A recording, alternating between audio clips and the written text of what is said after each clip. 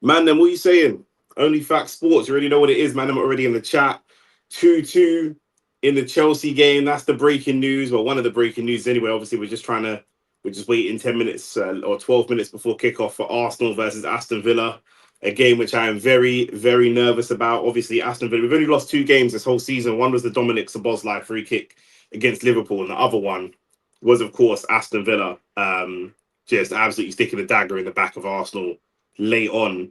And Aston Villa have been involved with ruining other title races for Arsenal in recent years as well. They've been something of a bogey team for us. And it's always the way that the old manager comes back to sting you. And that's what Unai Emery's been doing for Arsenal. And the other games, real quick, uh, Newcastle winning 2-1 at the moment over Burnley. 2-2, a very, very dramatic, action-packed game. Chelsea versus Bournemouth. I might actually flick over to that game before the Arsenal game starts because it's all kicking off in that game. I might actually do that. Everton beating Nottingham Forest 1-0. Nottingham Forest on a tricky run of form at the moment, and West Ham Brighton 1-1. That's at West Ham, to be fair. Because otherwise Brighton should really be beating West Ham, but it is what it is. Every man in the chat already. AT said season's looking bleak. And United. Hey Ahmad, you changed your name. Why you've abandoned your boy Ahmad Diallo, bro? I didn't even recognize you, bro. It's only because I know the way that you type. I actually know you so well to know the way that you type to know it's you. But yeah, Ahmad's abandoned it. F-Tex, what you saying? Big up Mustafa. Double wisdom 2 surgery today. How's everything been? AB, are you on the drugs, blood? You must be on the drugs. Because yeah, double wisdom 2 surgery sounds very painful. Run up the likes, people. You know, the champions of the world are currently struggling. Champions of the world, Chelsea, champions of the world, according to AT, lost their last game and now struggling with Bournemouth. But there you go. At home as well, mind you. At home. How long will the band stay? Listen, nah, man, you're good, man. You're good. I didn't ban you. I didn't ban you. Prayers for AJ. Rest in peace to his mates. Yeah, man. Yeah, I actually had a couple of people sending me videos in the group chats of what happened, and I had to have a go at a couple of people and say, bro, stop sending them videos about, bro, because it's nasty, man. So I mean, that's people's family. It's not right. Do you know what I'm saying? On the morphine and the Somalian special coding, I hear you. I hear you. By the way, I apologize for offering you Delap as a striker. It's all good. If you acknowledge your mistakes, then we're good. Because I told you, I don't see nothing special about this guy. I don't see anything special about this guy. Nicholas Jackson's better than Liam Delap. Honestly. Chelsea are dying right now on 18. The rest of them are begging for Villa to rise. First thing, they're worried about us. They're not even watching their game. Do you know what I'm saying? When Arsenal and Chelsea play at the same time, we know 18 needs man to watch Arsenal. Like. They will. Other breaking news, of course, no Declan Rice in this game. No Declan Rice. So it's going to be a midfield of Marino, Zubamendi, and Erdegaard, which I'm not going to lie, makes me nervous, bro.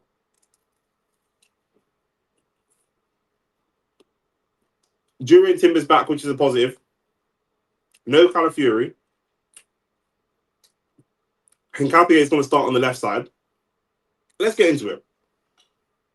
With a David Raya in goal, Jurian Timber, Saliba Gabriel, which is positive, Hincapié. Now, Hincapié, let's be honest, very passionate, worked hard. 18, some of the boys in the chat like to try banter me because I appreciate his effort and his hard work and stuff, but Hincapié, for me, he's a little bit rash. He's a little bit rash. He reminds me of Romero a little bit. He's not as crazy as Romero. He's not got the red cards and stuff yet, but he's obviously, it's difficult. You sign him. He's trying to, make a statement. He's trying to impose himself on the game. And I think the more he kind of tries to force his way into the game, the more difficult it becomes. Because obviously we signed him. He's come from being a starting player at his old club. He comes to Arsenal. Now he's on the bench and he's trying to play his way into the team. And I think that puts a lot of pressure on the player. Do you know what I'm saying? To try and do that. And then obviously he's trying to impress every single time he's on the pitch. And I think sometimes, especially at centre back, you don't want to impress too much. You just want to do a simple job. Just do the simple things. And like I say, sometimes for me, just be a little bit rash, gets involved sometimes a bit unnecessarily. Do you know what I'm saying? Yeah, the videos like that are sickening. AJ's going to be scared forever losing his two best friends. Life's too short. 100%. 100%. And I feel like with the video thing, yeah, I feel like it could be any of us, bro. It could be any of us. I'm going to tell this story. We're doing the podcast tomorrow, the Only Facts podcast. We're doing that tomorrow. And I'm going to talk about this a little bit. But there was a time, yeah. I'm just talking about this now, Mac. I'm just talking about this now because a few people were sending videos around in the group chats, and I said to them, "Yo, delete them videos." I made them delete them because it's not on, bro. It's not on. Yeah, I've been North Africa, but it's the same in the Caribbean. I've been to the Caribbean there, and obviously it's the same. Driving there is crazy, but it's not about the driving or the car. I'm talking about the people. I'm talking about the human beings. Yeah, like there was a time I went to King's Cross McDonald's at like 2 a.m. when I finished clubbing. And I don't even think I was clubbing. I was out somewhere. Went there like 2 o'clock in the morning before I come home. And if you know King's Cross McDonald's, it's a crazy one. Yeah, so it's always crazy. King's Cross McDonald's, 2 a.m. And there was some crazy guy. I think he was like harassing some girls, trying to cut in line. He was obviously a crazy guy, and he obviously had problems. Like, and he, I said to him, "Yo, like, you know, you need to allow it in it. Like, he's pushing in the queue, he's harassing some girls." I said, "You need to allow it." Donny backs out a fat knife. And like I say, he ain't no roadman or not. He's just a crazy, like crazy homeless crackhead kind of brother. You know the type. And he's swinging his knife around. And me, I look around, yeah, and it weren't that I was looking for anyone to back me up, but bare people had their phones out, their camera phone. And I was thinking, bro, if I was to get stabbed and killed right here, right now, no one ain't trying to help me. No one ain't calling the police. Nothing. All these people are going to do is send this video around, and there's just going to be a video of me laying on the floor dying, and that's going to get sent around, and my family are going to see it, and everyone's going to see it. And I just thought, bro, when I see the fact that you're walking down the street and you saw it, if you saw it, the video, you know what I'm talking about. It was very, very graphic. I'm telling you now, don't bother, don't look it up on YouTube or Insta on Twitter or anything. It's very, very graphic. Yeah. The injuries they had, it's not even injuries. Their man were dead on impact. Yeah, you understand what I'm saying? So if you know what I'm saying, very, very graphic video to watch. And the idea that I'm walking down the street, I can't be walking down the street. For me as a person, I can't be walking down the street, see someone laying on the floor. I'm not going to use their man's car accident. I can't be walking down the street and see anyone stabbed, because we live in London, stabbings happen. And I take out my phone and just start recording it. If I feel like I'm in danger, I'm going to bounce. I'm out of there. If I feel like I can help, I'm going to help. Otherwise, don't stand from a distance and start recording people. Like, what's this all about? Do you know what I mean? And sending it around. You ain't making no money from it. It's not like if it goes viral, they're going to know it's your camera phone footage and you're going to get like, there's no need for this. Like, this, it's just disgusting behavior. People sending it about. I do understand the curiosity, but like I said, I got a couple friends. I'm not going to lie and say I know the guy, the strength and conditioning coach, brother. I don't know him personally, but I got a couple of friends who box in AJ's gym, that box in the Finchley gym. And so they know the guy, and I see them posting him on Instagram, or whatever, and I'm like, that must be so traumatic for them to see a video of their friend, someone they know personally well, better than you man know me. They know this brother personally, to see him in that type of state. This isn't a stranger. And the other thing is, last thing I'll say on this, and we'll get back to football. This is not Charlie Kirk. This is not someone. Charlie Kirk is someone who, even with the Charlie Kirk thing, it's savage. I'm not saying it's not savage. I'm not saying it's okay. But Charlie Kirk is someone that was out there on social media, like me, looking for clout, trying to go viral. I'm not looking for clout, trying to go viral. Just talk about football and sports. But you know what I'm saying? Like, so there's some people out there trying to go viral. He spoke about gun crime. He spoke about controversial things. He was always trying to be in the limelight. He was saying disgusting things about people. He was actively trying to hurt people. Bournemouth come close again, nearly 3-2 Bournemouth, by the way. Chelsea on the back foot here just before the halftime whistle. And Charlie Kirk, we all know what happened to him. But he's a guy who wants to be in the limelight. He's a guy that says things, hurtful things. These men are not famous. They're not trying to be in the limelight. Donny's he's a strength and conditioning coach. He's not trying to be famous. He's not trying to go viral. He's not. That wasn't even how he lived his life. Do you understand what I'm saying? So it's crazy to me. Really, really crazy. Like when I saw the video, I was like, bro, I've seen violence in my life. Do you know what I'm saying? It's not that I've not seen violence, but it's just unnecessary. The lack of humanity from the people around the situation is crazy. And Capio is fine. He just played as part of 4 different CB pairings, so it's most likely T-bin. It's true. That is true. He's played with a lot of different pairings, but I just need him to have a calm game. A calm game.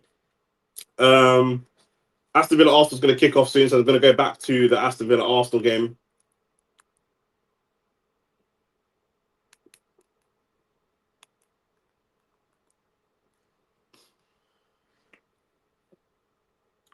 Yeah, this generation is cooked. Everything is recording, 100%. That McDonald's is always packed, bro. Always packed. Mad times in the morning. It's crazy. Social media generation looking for clout and views, zero survival, humanity, harsh reality. It's true, man. It's true. It's horrible. It is actually horrible. Horrible.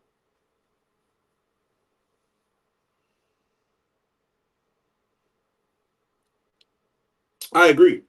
I agree. But yeah, Arsenal, we spoke about the back five. Midfield, Erdegaard, Zubimendi, Marino. Listen, it's not a bad midfield. It's not a bad midfield. But the reality is, we've had some games where I know some man in the chat don't rate Rice, but we've had some games where Rice has bailed us out. And he's just not going to be there to bail us out today.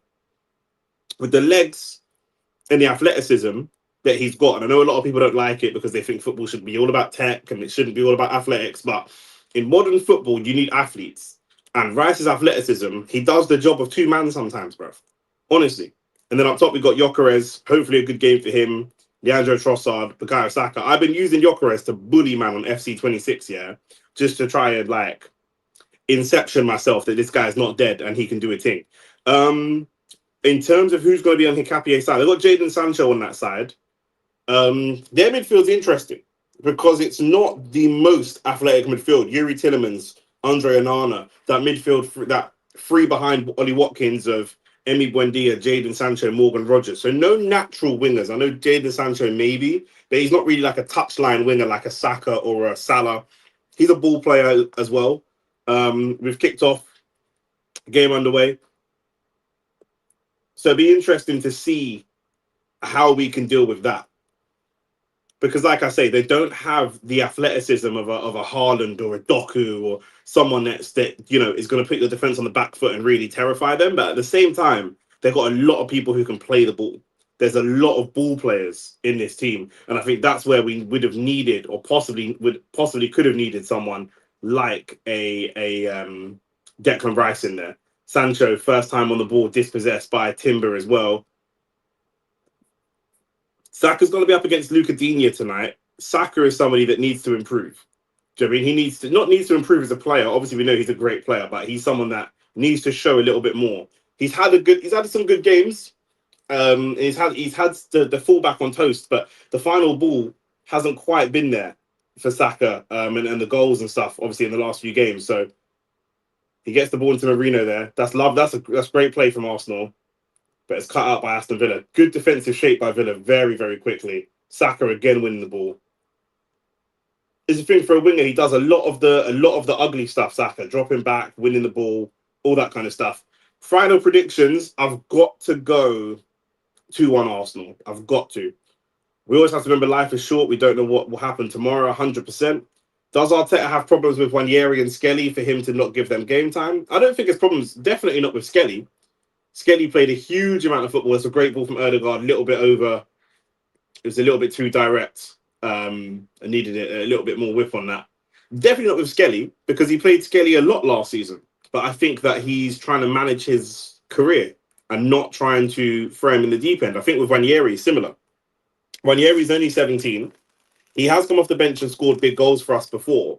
But it's not like Wanjeri's good. He's got potential. But it's not like we've got Neymar sitting on the bench. He's just a young up and coming player who's decent. So, you know, I don't think that there's a big problem. I think that Arsenal are not killing games off, Steve. I think if Arsenal were killing games off like they were a couple seasons ago, 3, 4, 5-0s, we would see Wanyeri coming on. But as it is, it's been 2-2 Sunderland, 2-1 Aston Villa, 1-0, 2-1, 1-0. So the game's too close to risk bringing on a 17-year-old in or 18-year-old in those circumstances. I think that's the problem. Predictions, I'm going 2-1 Arsenal though. We're at home. I've got to back the boys. Could even be 2-0. Listen, Gabriel and Saliba are back. They're both back. The one thing I noticed about Villa is they sit back in the first half so you can score more goals in the second half. It's true. I think late on as well with Martinelli coming off the bench could be a big plus for us. Villa are very good in transition as well. 100% they are. They're just so well organised. Zubimeni and Marino should be able to make up for Rice. Rice is still a big miss. Yeah, I agree. Rice is also a big miss just for like the confidence in the players on the team. They know that they can give him the ball in certain situations, and you know, he's just gonna keep them out of trouble. Erdegaard played well the other day. Obviously, he got his goal. I want to keep seeing that from Erdegaard. I want to keep seeing shots from Erdegaard. Lovely ball over to Trossard. You can see already that they're looking to double or triple up on Saka. Saka's side is very congested. There are 2 or 3 players. Here we go now. Aston Villa's first counter attack. But they don't put a lot of bodies forward, and Mourinho is able to shut it down. So people say Saka's quiet, and I do hear it. I'm not justifying it. He has been quiet. But you can see from the shape, there's 3 players on Saka's side all ready to pounce on him. So much so he's drifting into the center to try and find some space. So it's your Trossards, your Martinellis, those guys that are going to be able to be really effective in a game like this. They're just going to have the space.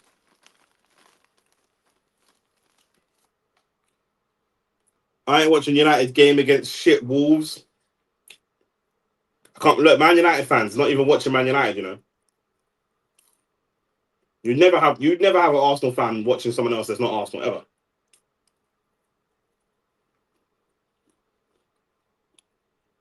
Do you know what it is though?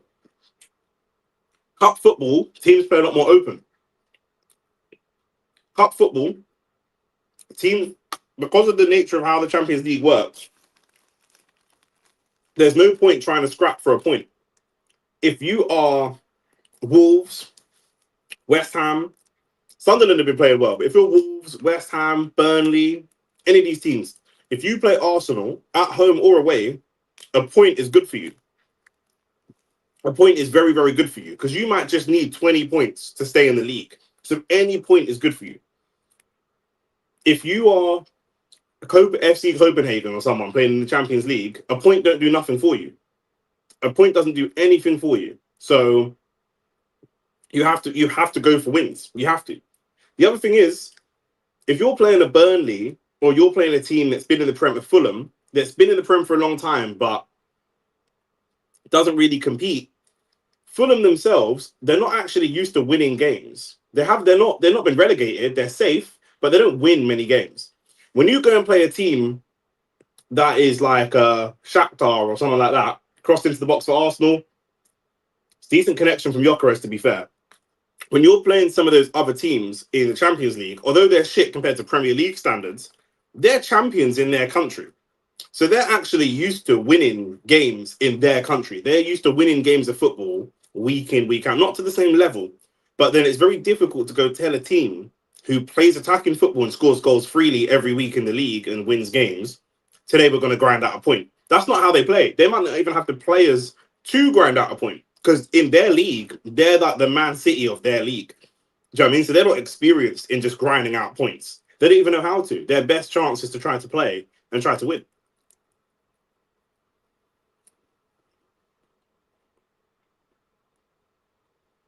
Again, good tackle from Saka. Marino finds Erdegaard. It's a good ball. Can Timber get there? He can. Not the best ball from Timber, but he does really, really well.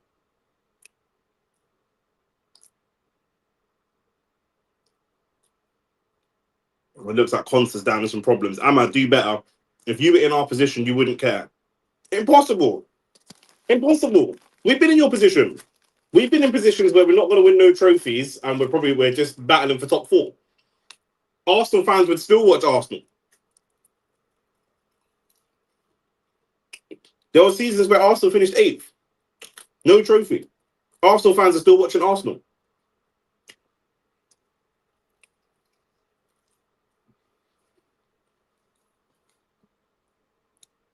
It looks like it's 2-1 West Ham. Paqueta with the penalty.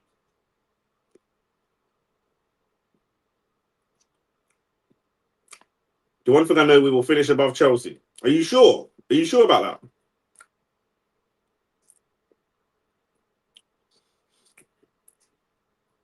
I don't know if you will. Hate the new Champions League format. I hear you, but the new Champions League format it's better for teams like Arsenal because it makes everybody play attacking football. Do you know what I'm saying? In the old format where it was just like your group, people could grind out for a point. You can't grind out for a point now.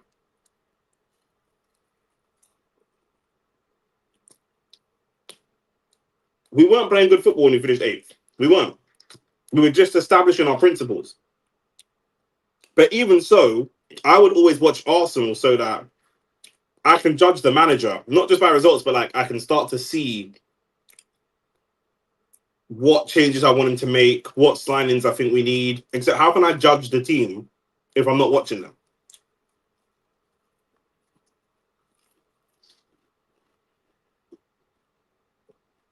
That's my thing.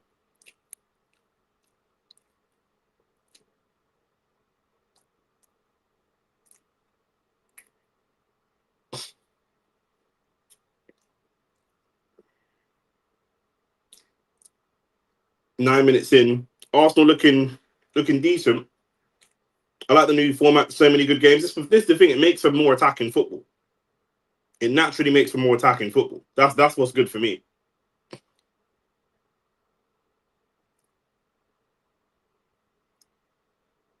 Saliba up against Ollie Watkins.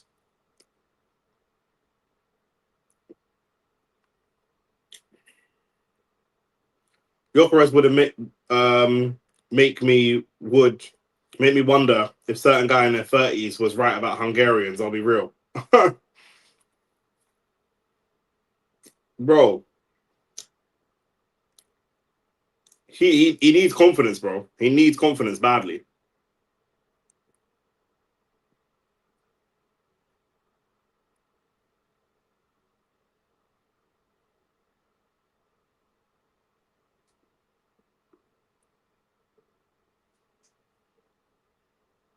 I already finished judging the manager. I hear you, but it's your team, innit? Arsenal boxing Villa into their own box really, really well. They've managed to get it clear. Anana coming away with the ball. This could be a problem.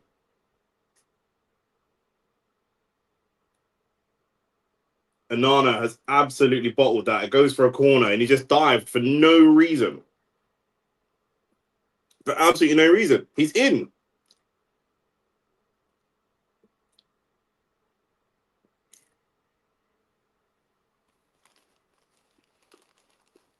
I don't know why he's done that.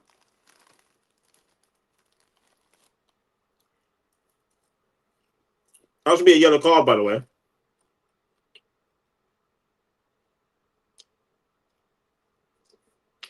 Yeah, look, we got the haters here. The haters are here.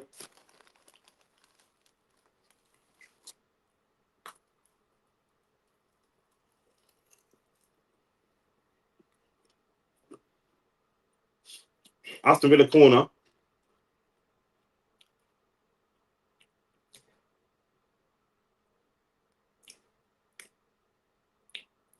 It's a good header from Arsenal.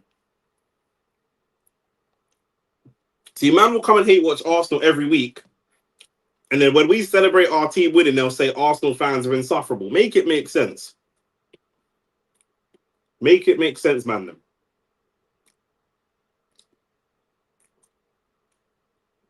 The good thing though with Gyökeres, we've now got Jesus and Havertz on the bench, which I think, which for me means that you just have more options. Do you know what I mean? Like there's just more things to make the opposition manager have to think about.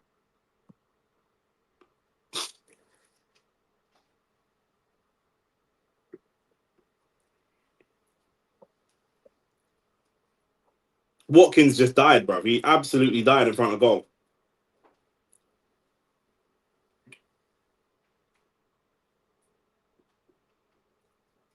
I don't know why we're doing this. The thing is, bro, we cannot play straight to Gyökeres. We can't do that. He hasn't got the touch or the strength. He's actually strong, Gyökeres, but he doesn't actually apply the strength in the game, if that makes sense. Do you know what I'm saying? If you ask Ricky or man that I play football with, I'm very, very strong on the ball, even though that I've got friends of mine who are stronger than me in the gym. They lift more weights than me in the gym, but I've got very, very good strength on the ball. There's a couple man I play football with, a couple Marlies I play football with that are tiny, but mad strong. You can't move them off the ball. Then I've got Bredgens that goes gym, and you can move them off the ball kind of easy. Gyökeres doesn't have. He's got good gym strength, but he can't actually apply that in a game of football. I think Saka is probably stronger on the ball, shoulder to shoulder, than Gyökeres, even though Gyökeres is bigger and stronger. So we can't play the ball straight into his feet. If we play it into Marino's feet, he can't turn. We need a Saka, a Zubimendi, maybe even a Trossard. Morgan Rogers is in. Hincapié, a good tackle. I told you we need Rice, bruv. With no Rice, the thing is, if I'm Gabriel and I've got the ball, I hear it. Who am I looking at and thinking I can play the ball to you confidently? One player is Zubimendi, but Zubimendi drops all the way deep into the defensive line. It's got to be Erdegaard, Saka, Trossard. It cannot be Gyökeres. It can't be. Great ball from Saka into Timber across the box. That wasn't the best ball from Timber. Just kind of tried to play it nice and quick, but Onana is gliding, bro. Onana does this, bro. I wanted him before when we got Declan Rice. I thought Onana was definitely a player I wanted to look at. Trossard, unlucky. I don't know if that was a cross or a shot. I think he was just trying to put the ball across the box. Onana does this. He's a very, very good dribbler of the ball. Very, very good ball carrier, Onana. Not consistent enough, but I remember when he played Everton one game, we beat them. So it went under the radar. I think we beat them 2-0 when he was at Everton, bro. He killed us.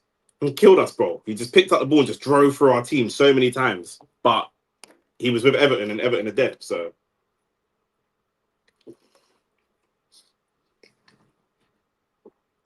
Villa's style of play is so much more attractive than Arsenal's.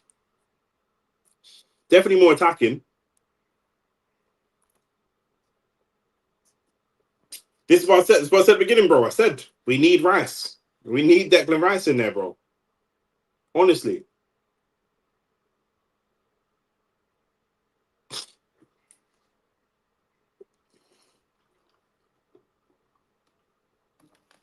What's weird is that we're capable of playing attractive football. We're actually capable of playing attractive football. We just don't do it.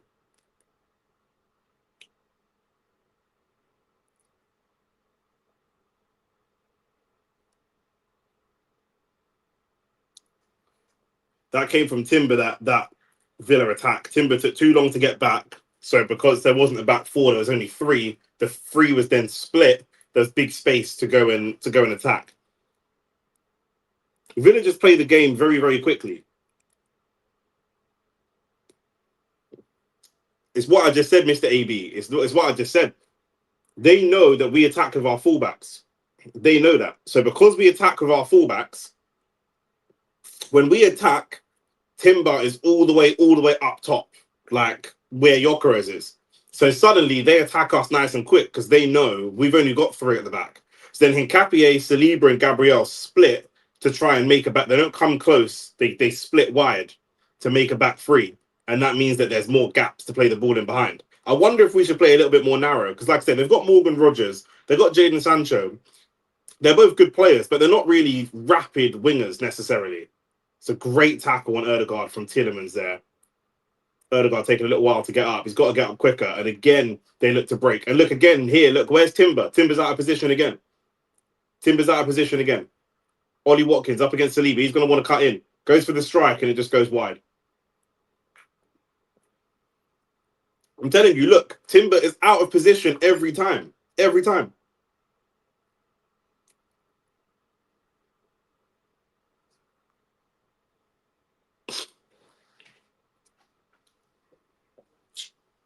Yeah. Do you think we'll ever see AJ fight again? I don't know, you know. I really don't know. I really, really don't know. It'll be really difficult for him to go for a camp without those people in his corner that he's normally used to having. Like I said, that's his PT, his strength and conditioning coach. It's very, very traumatic. Like I said, if you man see the video, bro, it weren't nice. That is a very traumatic experience for anyone to go through.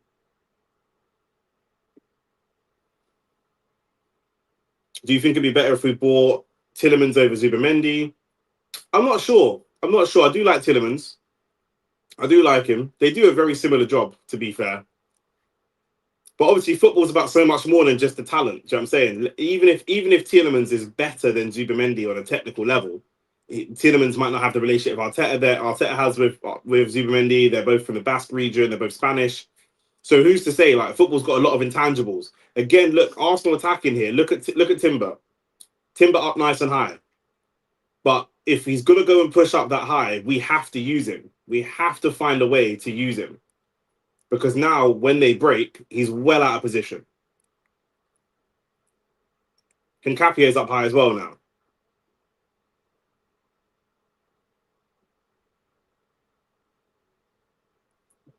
Arsenal won that ball back. We managed to box them in really well. That's something that we're doing well. But we need to try and get some shots away. Timber driving forwards, and he does go for a shot.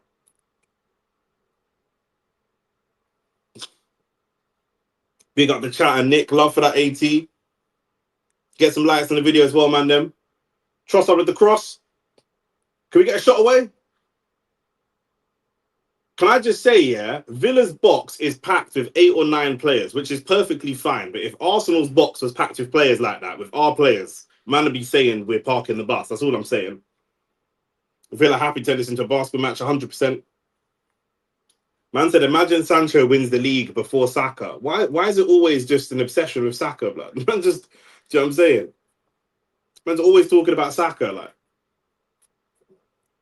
Still 2-2, it's half-time in the Bournemouth-Chelsea game. Still 2-2 there. Bournemouth having a really, really good season. I think Bournemouth, Villa, Sunderland all having very, very good seasons.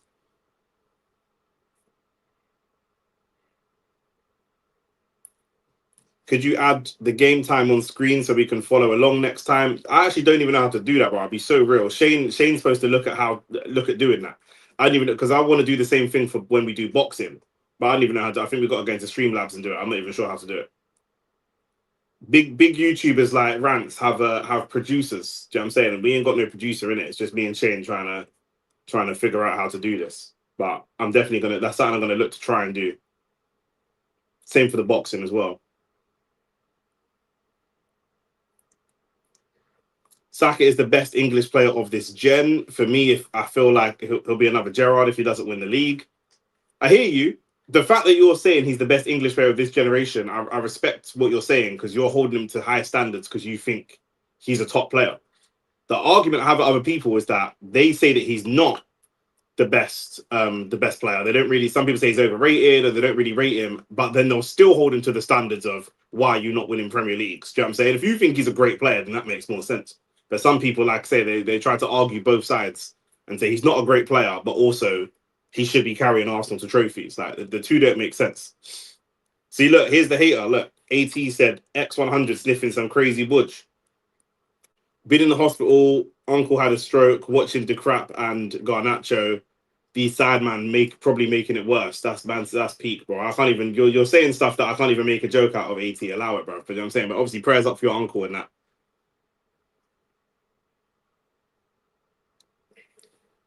If he wins, he would pay his debt for Sweaty. What do you? Oh, for Sweetie. Oh. Jaden Sancho, you mean? Yeah. Man said sweaty, you know. Ahmad, you're so African, blood. I'm not gonna lie, bro. Man said sweat. I'm thinking, bro, who's sweaty, bro? Arsenal playing some good football. We've got Aston Villa pinned back. Shot comes away from Trossard. It's not the best shot, but I don't mind that though. That's what we have to keep doing. It's not the best. That's what we have to keep doing, man. Just keep putting pressure on them. Like my argument with Villa, sometimes they put a lot of pressure. We're a better team than they are, but they put a lot of pressure on us, and eventually the dam will break. We don't put enough pressure on them. What we just did to them, we just keep doing it, keep doing it, keep doing it, keep putting it on them, and they won't like it. And eventually the dam will break. It really is as simple as that, in my opinion.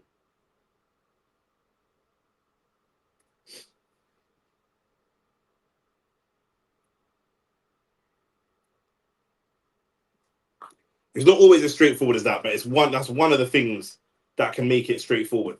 Zubimendi goes long towards Saka. We haven't really been able to get Saka into the game.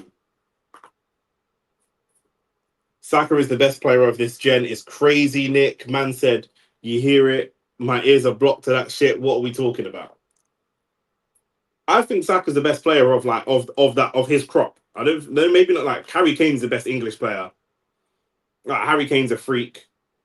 You know, I think for me, Palmer has not been doing it for long enough. He had a really, really good season. We've seen Saka. Saka's not been great this season, but we've seen Saka have seasons where he's been one of the better players in the league consistently for 5 years. So of an overall 5 or 6 year span from COVID to now, I think he's been the best in terms of the most consistent. Morgan Rogers is having a great moment right now. Foden has had great moments, but has been in and out of the team. Palmer's had a great season last year.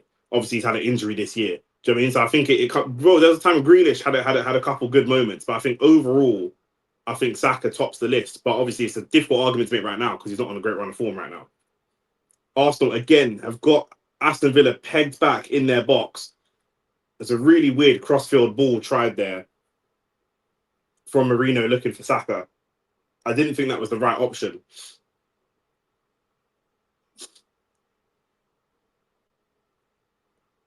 Well played from Zubimendi, by the way, just to win that ball from Rogers.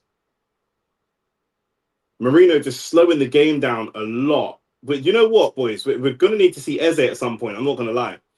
We're going to need to see Eze because we are able to pin them back. Like Aston Villa pin back in their box again. 3, 4, 5, 6, 7, 8, 9 players in the Aston Villa box. 9 black shirts in the Aston Villa box. But we can't find a shot. We can't really actually mount a proper attack.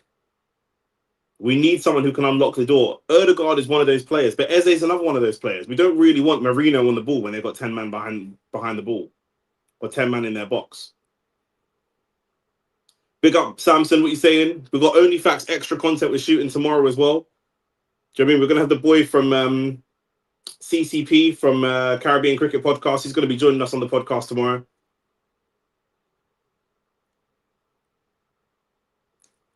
Trossard just jockeying. We've got to find some attacks here, boys. We've got to find some attacks. Hey, Brycey's saying that the game's dead, yeah. But, bro, Aston Villa, I know Aston Villa play counter-attacking football. They're an exciting team. I'm not taking anything away from them. But they have 9 men in their box, bro. They have 9 men in their box. Pause on that as well. But if we had 9 men in our box here, people would be going nuts, bro. Man like Delap, dancing AT world champion, trusted your guy, he will lead you to the promised land. I lie, bro. Kai Havertz back on the bench, Jesus on the bench. So we've got some attacking options. Anana's down, getting some treatment.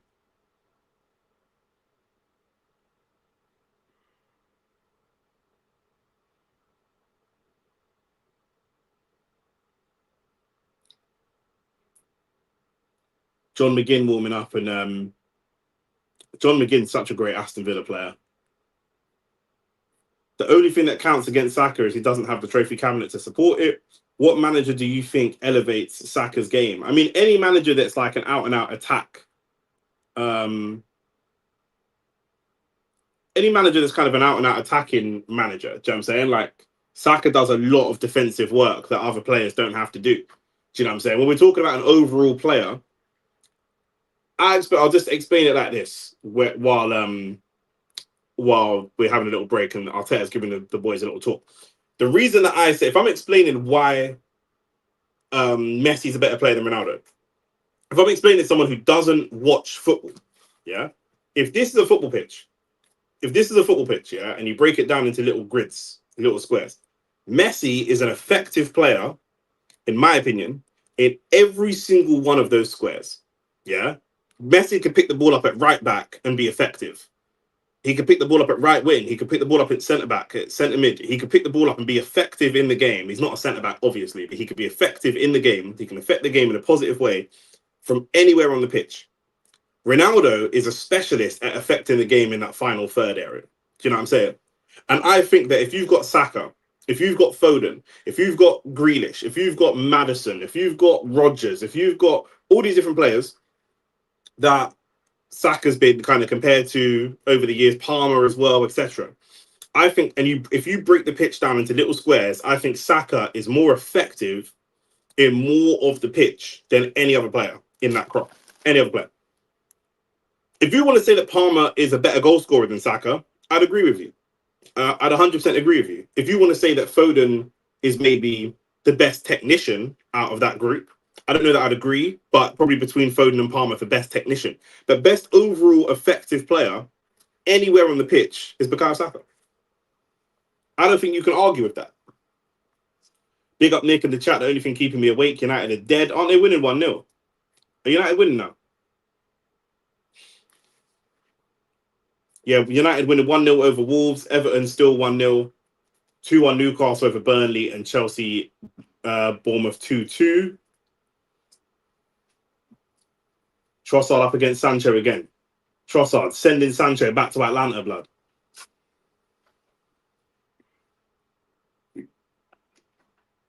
Not the ability, X100. Englishman better than him ability-wise. Saka died this season. Where's his consistency? His numbers aren't consistent either.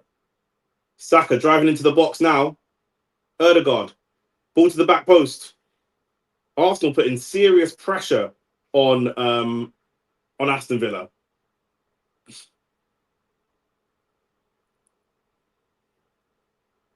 That stream, I definitely... Let me go back through some of these comments.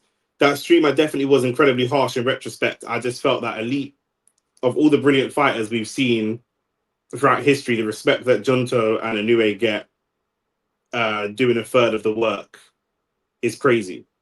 When you say doing a third of the work, what do you mean? Inoue is two-weight unified champion. A lot of fighters don't achieve those types of things, or three-weight world champion. There are fighters that have had more fights, but at the same weight class. Like, do you know what I mean? I don't know. The thing is as well, yeah, you can only beat who's in front of you, innit? Like, if Arsenal win the league this year, people will say Liverpool weren't very good and they died, and Man City didn't hit the heights they normally do. But that's not Arsenal's fault. There are years when Man City won the league, when Man United are in transition, and Arsenal were not in a great place. So is that Man City's fault? What do you want us to do? Do you know what I mean? Like, you know, world champ at the moment, fam. We are crap. McGinn is a good player. Now you man have faith in the lap dance. He's more versatile. When man was being asked to play left back, Arsenal were having protests and shit. Your fan base don't believe that, even though you're right. Yeah, but I don't get my fan base say. Do you know what I'm saying? I like to assess football. Like, do you know what I'm saying? I see man going to Arsenal games in wheelchairs, but that man can't even walk, let alone talk about football. But it is what it is, bro. Do you know what I'm saying? I've played football, bro. For me, he's if I'm a manager, I'm picking him first, bro. Like of all their man.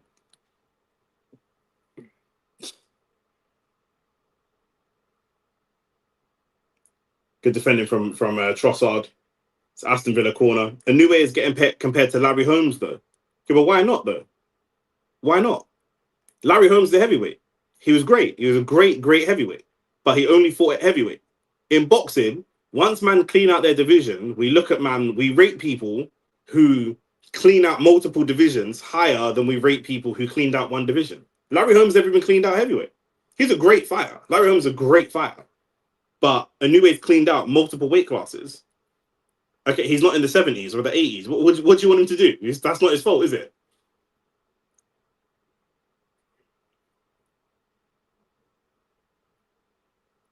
Corner comes in, cleared away early. Gyökeres doing his defensive work.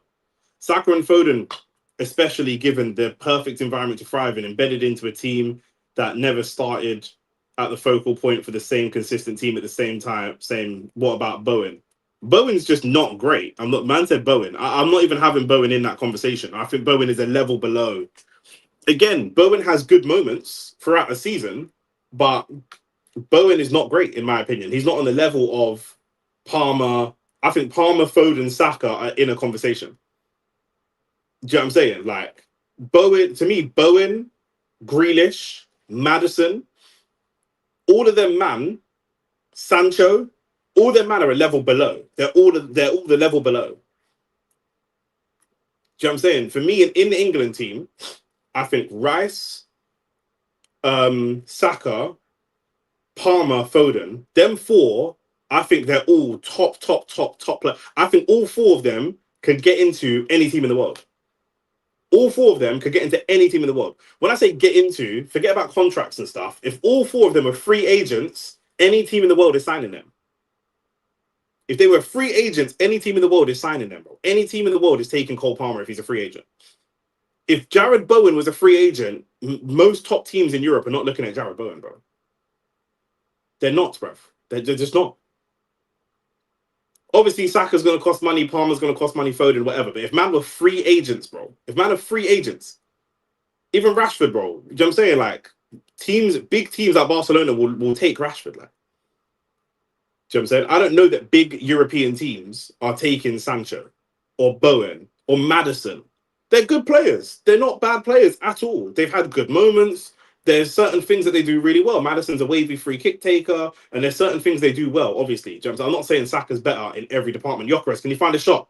Gyökeres, he did find a shot, but there's so many bodies in there, to be fair. There's just so many bodies in there.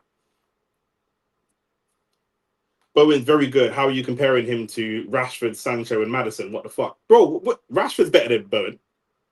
I think Rashford's better than Bowen, bro. On a technical level, Bowen's good. I'm not saying Bowen's not there. Bowen's good.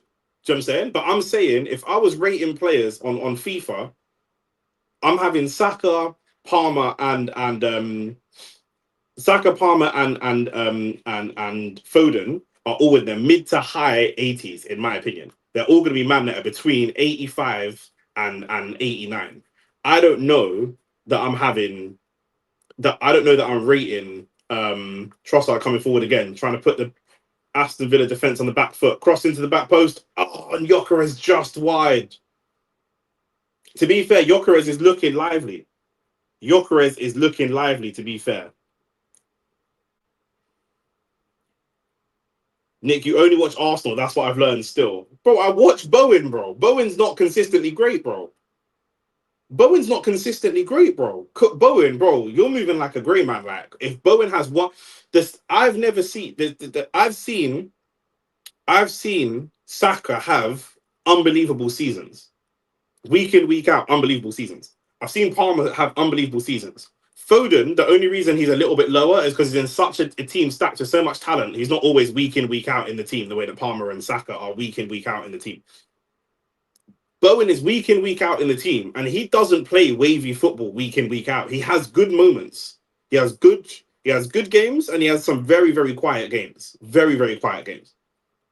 He's not like, if you're looking at his highlight reel, he's very tidy, but his overall game is not his highlight reel, bro. Grealish is not below Saka. Grealish was just unfortunate. Pep killed him. Bro, what are we talking about, bro? Brycey, that's what people say on Twitter. If you're a football player, how can a manager kill you, bro? His most successful, even when he was at Aston Villa, he wasn't. I think Jack Grealish is one of the most overrated players, bro.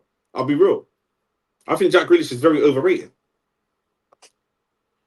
Nor is Saka. Bowen getting golden boot numbers for that West Ham team is crazy. Bro, this is Saka's first bad season.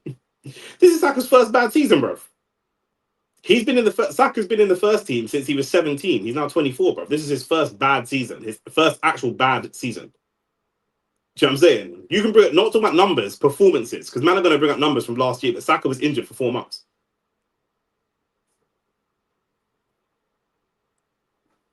This season, I would say Saka went a year without an assist, fam. Yeah, bruv. Yeah, I agree. And that included 4 months of injury and summer. So man are capping, bro. Man are exaggerating. This is what I'm saying.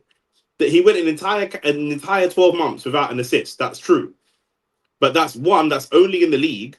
And two, that's not including 4 months he was injured and the summer. You know what I'm saying? Even the performances he does, the Salah special GA while ghosting. I don't know, bro. I don't know if that's true. Arsenal have not played well in the last few games. We've got three or four own goals. Of those 3 or 4 own goals, 3 of them are created by Saka, bro. Do you know what I'm saying? So that's not stuff that's going to go on his assists. That's not stuff that's going to reflect on his numbers. But he's creating the pressure that's making the defenses crack and leading to the goals. Do you know what I'm saying? Like Samson said, I'm not sure Bowen does well in a bigger club. 100%, bro. 100. He's not, bro. No, we've never heard of Bowen even being linked to a big club. No big manager has looked at Bowen and said, "Yeah, bro, you're the guy." For me, I don't see Saka win a game by himself like Yamal or Palmer or Shirky or Rafinha or these man. Then you don't watch football, bro. I've seen Saka win games on his own bare times. Bare times. Do you know what I'm saying? Bare times. I see Saka when he was like 20. Marcus Rashford dubs Partey and and scored a screamer. And Saka went right up the other end 5 minutes later and bagged the screamer against Man United. Do you know what I'm saying? Like I see Saka do these things, bro. He just don't do it he don't do the highlight reel thing. Do you know what I'm saying? He don't have the highlight reel that other players have. I hear it. Yamal is a level above. I hear it. Man said Shirky. Ryan Shirky just got here. He just signed now. Like what are we talking about? He just signed. Ryan Shirky just signed, bro. Man are forgetting all the things Saka's done over the years. Like,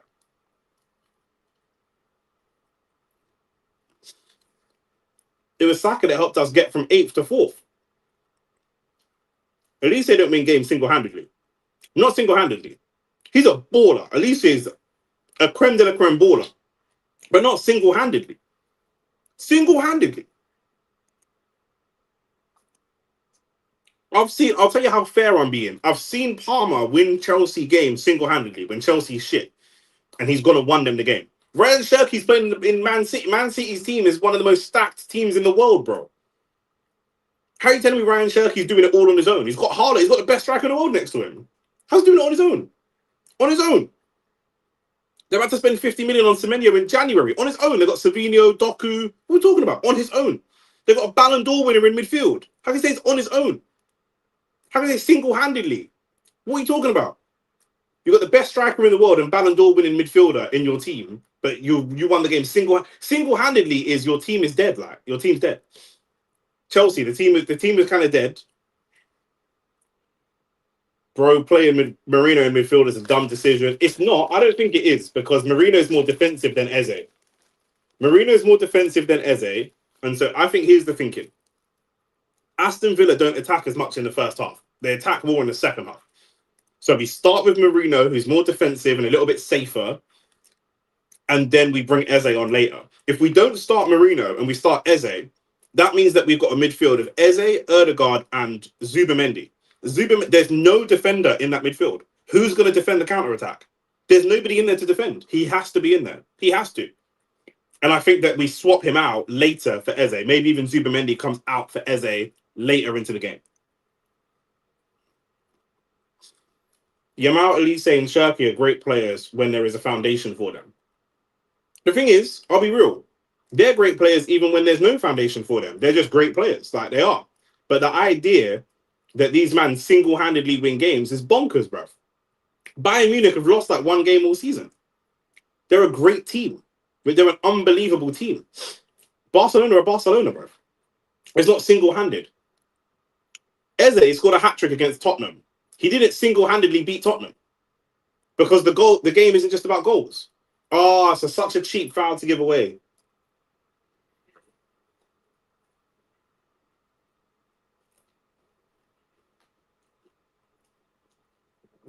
You're not understanding, bro. Bro. We're 40 minutes into the game. Aston Villa were defending now. For the first 20 minutes of the game, Aston Villa were the more attacking side. And they grow more and more defensive as the game goes on. Or so they go more and more attacking as the game goes on. Aston Villa didn't start the game attacking, Ahmad. Aston Villa started the game. Sorry, they didn't start the game defending. Aston Villa started the game attacking. Remember, they had all the counter attacks, ball over the top. They were getting in behind quite easy. So that's where we needed Marino. Now we can see that Aston Villa are starting to defend a bit more. So now Eze makes sense, but it's 41, 42 minutes into the game. We're not going to bring on Eze 42 minutes into the game. Do you know what I'm hearing? Yamal came for a shit Xavi Barca side. Didn't Xavi won the league though, no? Did Xavi not win the league?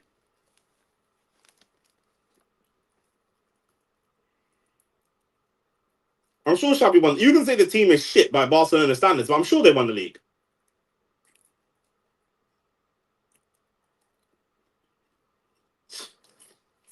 I hear you, but look at the time. If you're a manager, you're not subbing off. You're not subbing him off now. I'm sure Xavi won the league, bro. I'm sure he did. Someone fact check that for me. Bryce is saying, yeah.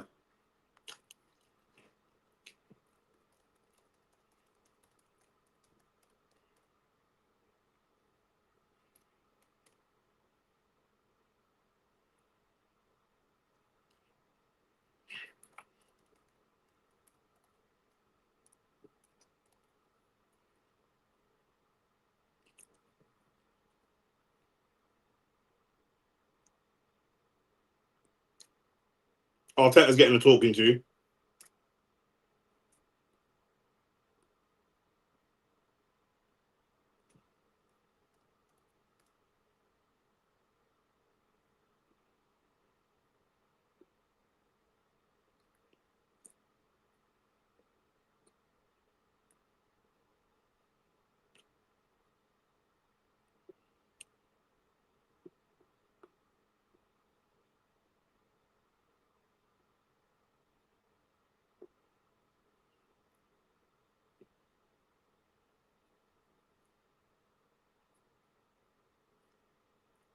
Yeah, first season. Yeah. And then they fell apart the next season. Yeah.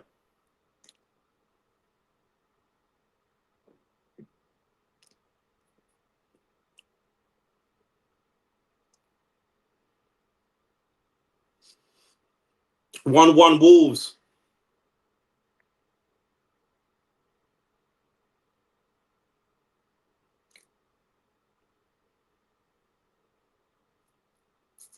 And again, straight in behind.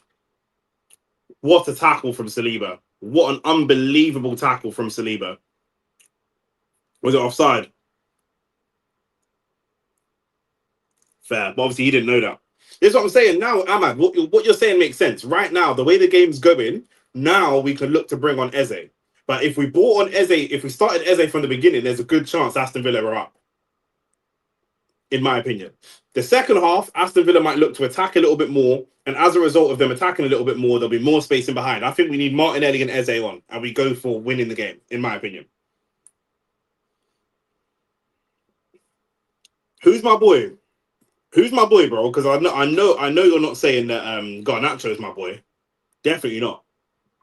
3 minutes of added time here.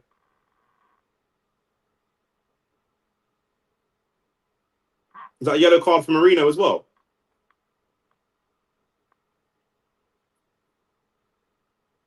First yellow card of the season for Marino. I hear it.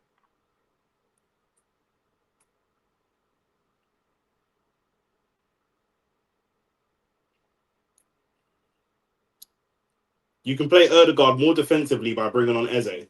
I hear you, but that when they break against us, if we bring on Eze, yeah, we have to hold them again in their box. Great turn from Timber. Great turn from Timber twice.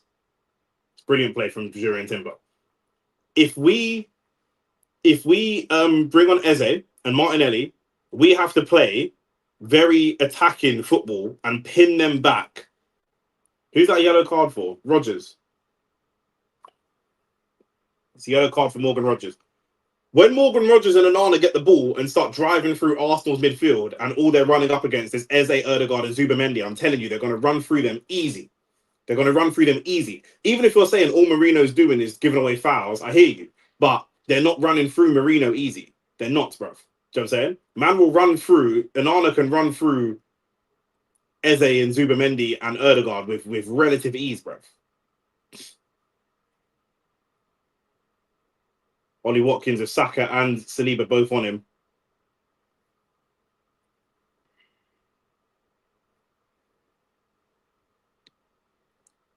Gaslight you by saying what? Garnacho is better than Sancho. He is better than Sancho, bro. He's not my boy. Neither of them get into this Arsenal side. Sancho's shit, bro.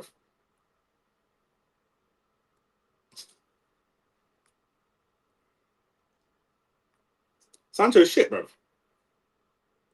Yeah, you know what, bro? I'll be real. I totally forgot about Norgard, you know. I totally forgot. It might have to be a Norgard tin. But I would like to see Eze come on, though. I would like to see us go for the win. We're at home as well. Eze and give me Martinelli as well. Maybe not Martinelli at half time, but once they start attacking a little bit more, I think Martinelli could be problems. That's ball from Timber there, by the way. The ball's come out from a clearance, and he's just let that ball come down.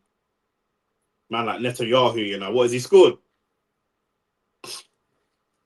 Oh, bro, you're saying there, bro. Neto, yeah, okay, fine, Neto, bro. But it's close though. That's close. It's between Neto and Garnacho. But Sancho's shit, bro. Sancho's terrible. It's half time in the Arsenal game, by the way. Poor half. I'm not gonna lie.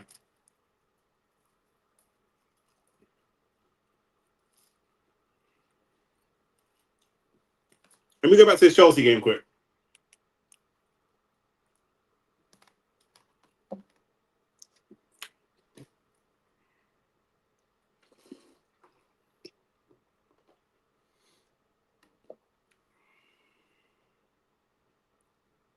Bro, the thing is with Emery, yeah, because like you got to remember, people hold different managers to different standards. Because Arteta talks so much and he's come second 3 times, and Arsenal fans talk so much, the expectation is that Arsenal win the league, which is fine. I hear that. Emery doesn't have as high an expectation. So if Arsenal played exactly how Aston Villa just played, Arsenal would get criticised for camping in the box. Every time we're attacking, they've got 9 bodies in the box. Now, that's fine. Arsenal's job is to find a solution to that. What do? We need shooters. In my opinion, we need shooters. We need our shooters on the pitch. For me, Eze's a shooter. Do you know what I'm saying? Erdegaard can sometimes be a shooter. He hasn't been that recently, but obviously he got a goal last week. So let's go off recent form. Erdegaard is a shooter. Eze, we know, is a shooter. Saka can sometimes be a shooter. Trossard is a shooter. We need a pitch full of shooters because we're gonna need to shoot from the edge of the box to get this game won. I'm not gonna lie. Do you know what I'm saying? Man said you just noticed me. Fucking pause, blood. Whoa, what's going on here in the chat, bro? Man getting noticed by next man and that, blood. Less of the Simon Cowell, blood. But yeah, for me, I think Marino might have to make way for Eze at halftime. And then I would look to bring Martinelli on for the last 25, 30 minutes because Trossard is a proper shooter. Do you know what I'm saying? Like, Trossard will definitely, like... Booker T and Jock Lesnar ain't no shooters, fam. Fam? Man dropped a hat-trick on Tottenham's head, blood. I don't know what you're talking about. Do you know what I mean? Just worry about your team, blood. Do you know what I'm saying? Your team might be under the... Well, your team's putting pressure on Bournemouth right now, but still, blood. Watch Semenyo on the counter-attack. He's going to be a nightmare for you. What's man saying about Man City just going and getting Semenyo in January, by the way? Is this normal, like?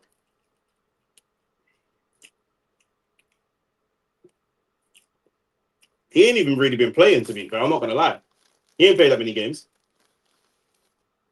Now Erdegaard's back. You know the manager's got his favourites.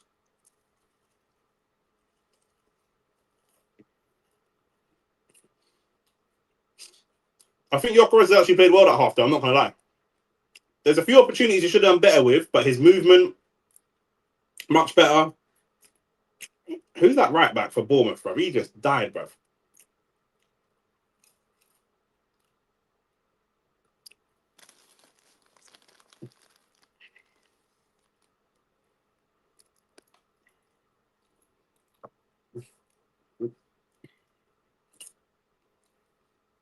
Bro, I'm never having Delap. Delap's trash.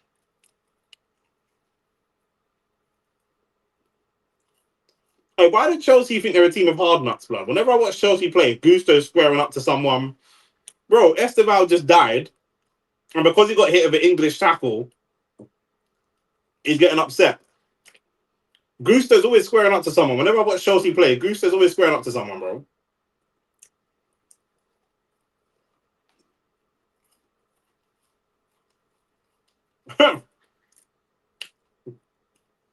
Bro, man breathed on Esteval when he fell over.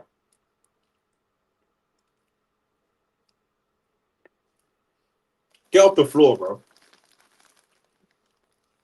Oh, what I say? Semenyo on a counter attack. Could it be?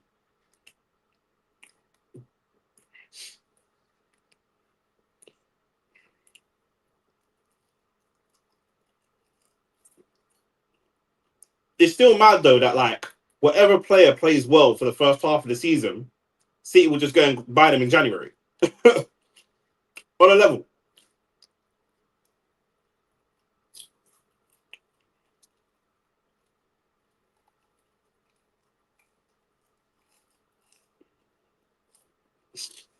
But yeah, for Arsenal, we need more attack from that midfield, in my opinion.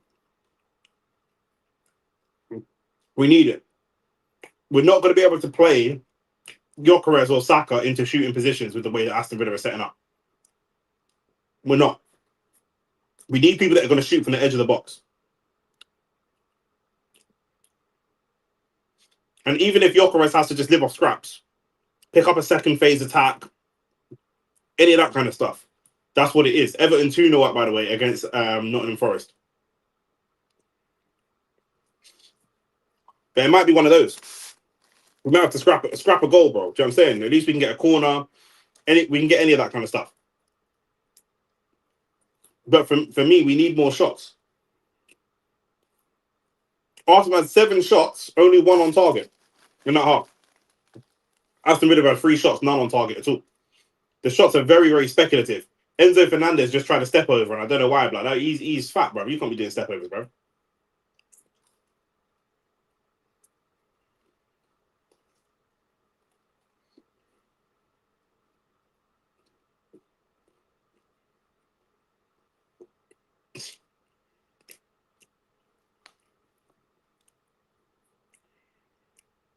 Jesus and Havertz are both on the bench, but I think those subs will be good, but they'll be good for later. They'll be good for later. Later on, crosses into the box, Havertz. But for right now, I don't think that's the play because Havertz will be in there against literally. I'm not exaggerating. You can ask all the other man them. Every time Arsenal attack, Villa have 9 players, 9 defenders in their box. 9. So man are not going to put Havertz, who's been injured for 6-7 months, to try to cross balls in when he's got to battle 9 defenders. There's no point. The odds of him getting a clean header is long.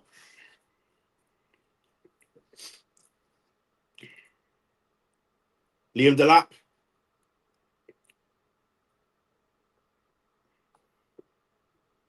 Delap is so dead. It's just like Buzz Lightyear, bro. He's dead, bro.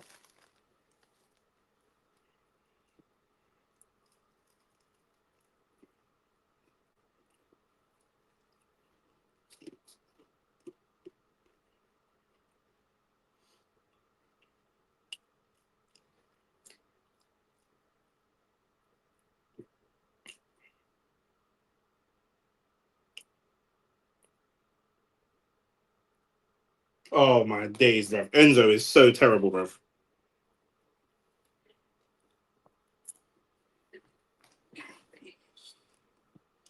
You said Enzo's the worst player in the league? Nah, he's better than Agate still.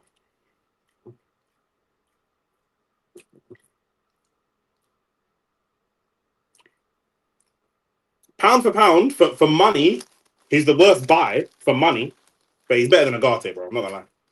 As a player, he's better than Agate. Agate's horrible. If Arsenal had to sign a midfielder, I'd rather sign Enzo than Agate.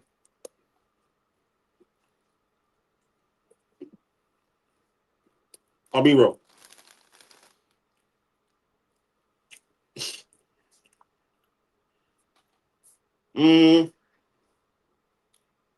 The only thing for Agate, he's cheaper, in it. But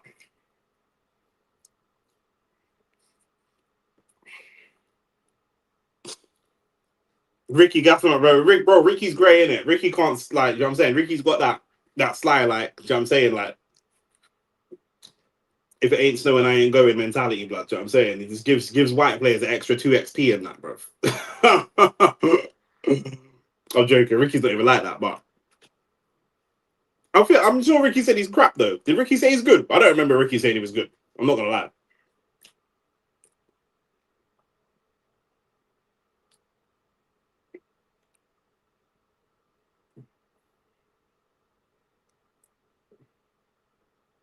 Well, Bournemouth trying to put together a little decent attack here. Man said if it ain't snowing, I ain't going low. In the chat, I remember. Oh, he typed it in the chat.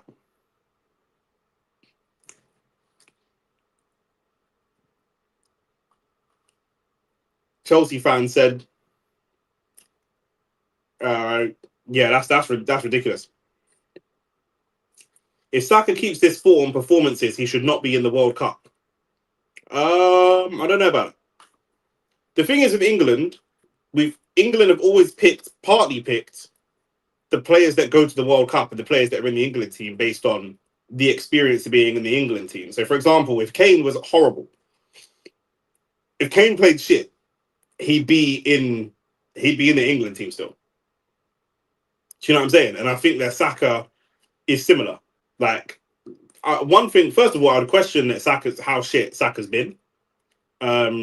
He's definitely the best right winger, 100%. We don't have a natural right winger. Palmer's a very good player. Foden's a very good player. For me, they're better centrally. That's more of a conversation about the 10. I think Saka goes to the England squad partly because there's not a better natural right winger. Do you know what I'm saying? So I don't know about that. He's also consistently played well for England. And I would also challenge that he's on a bad run of form. Like I said, the last 3 own goals Arsenal have got, they don't count as assists for Saka because they're own goals. But he's put a lot of pressure on the teams to break their defense. Even today, I don't think he's played badly. I don't think Saka's actually played bad that half. He's not played amazingly. He's not played to his standards, but he's not played bad. He's not dying. Like, man, I'm watching Esteval die. Like, Saka's not dying. Speaking of Esteval, here he comes on the counter attack. Hit of a decent English challenge there.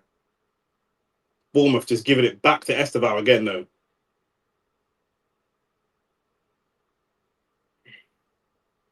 That's a good touch.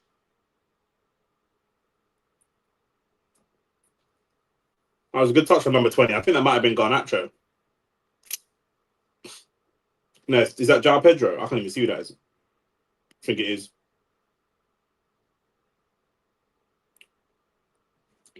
Seven minutes left. Chelsea knocking on the door against Bournemouth. Bournemouth kind of relying on set pieces a little bit. I know what do you mean players like Harry Kane, Phil, Saka will definitely be in the World Cup because their talent, but their performance. But what the fuck is he doing this season? He's not played badly though. I don't like. Are you going by stats or are you watching the game? Goals and assists, he's not been great. But like I say, performance-wise, he's not been bad. I don't think he's been bad today.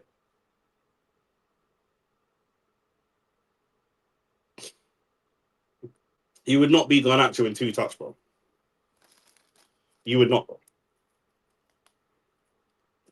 I hear you, but you wouldn't.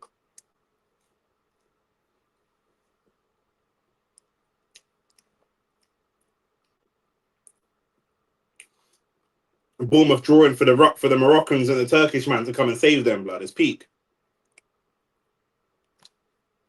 Let me check the Arsenal game. That should be back on now.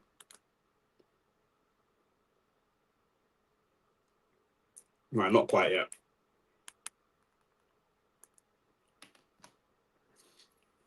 The Man United fan said we're not going to watch Man United play this shit Wolves team.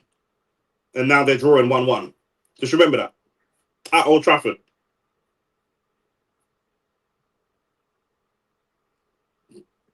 Man, you can't even tell me what went wrong. I can't even ask you what went wrong with Man United. You don't even know because you're not even watching your own team play. Who doesn't watch their own team? Apart from AT, who loves watching Arsenal.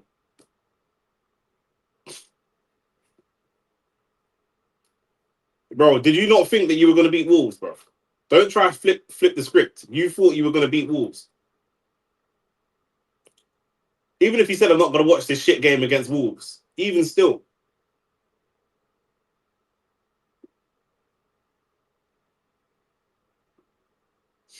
Rance is probably live watching Arsenal, blood.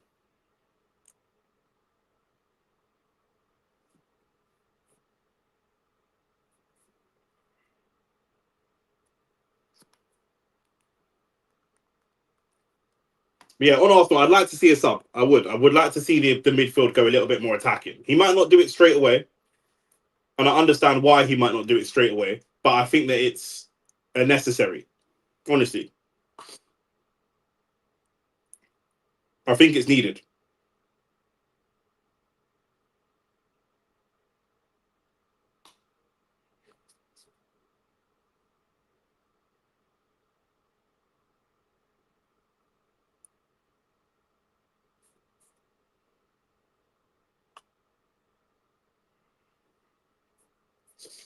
He's playing Xerxes right wing. John McGinn's coming on, so Aston Villa are making a change, and he's who's 24 for Aston Villa. Anana's coming off. Okay.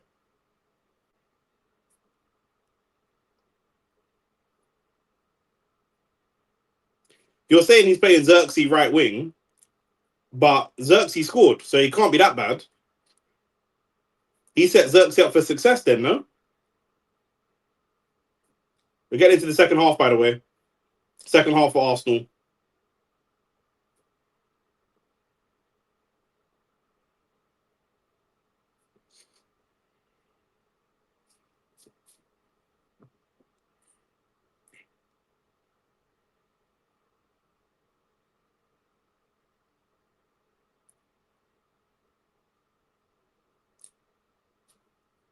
He should sub off Sancho. Sancho's dead, bro. Try to tell, man. Sancho's horrible. Gyökeres getting physical with Pau Torres. You love to see it.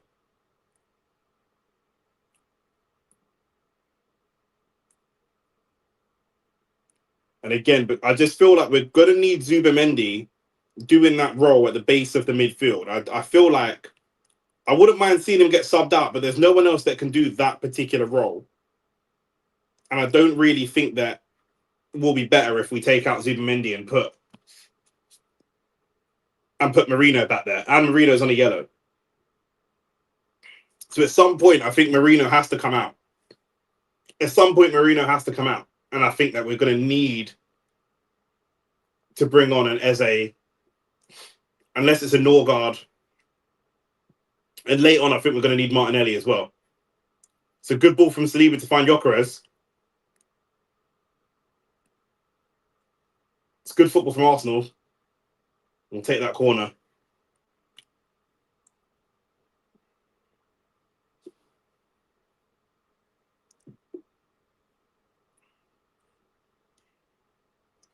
Arsenal corner. F-Tex, you ahead of me?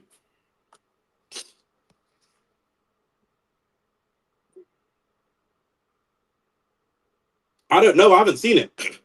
It's an Arsenal corner, though. Come from good football from Gyökeres. Gyökeres, Saka, Timber. Good little football.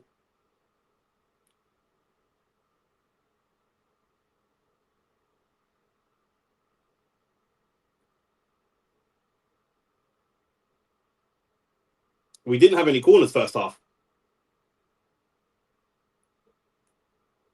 Saka. Gabriel goes in. There was contact on the goalkeeper, though. Was that the controversy? Gabriel got the header, but he was right on the goalkeeper. He kind of pinned the goalkeeper. So I don't know if that's... I think VAR will have a look at it. Goalkeeper's weak for me. I would say that, though. Obviously, I'm an Arsenal fan. That's a few good actions from... Well, I think Gyökeres did well to build... In the build-up to the corner, Gyökeres did well. Everyone's saying, what the hell is Martinez doing? Martinez is trying to put Gabriel off, but you can't stop Big Gabby.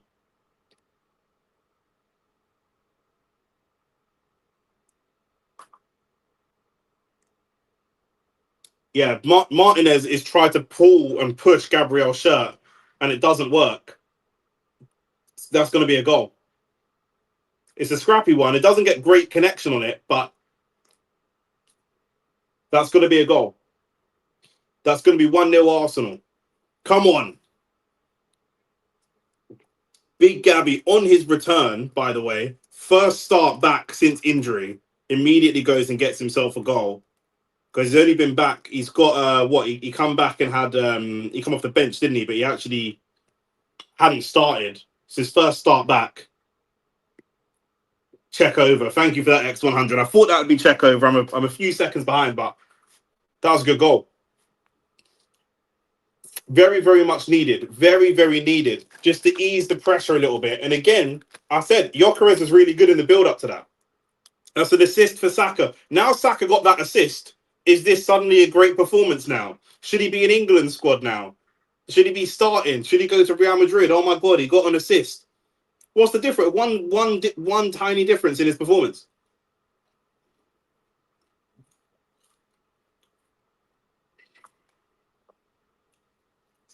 %100.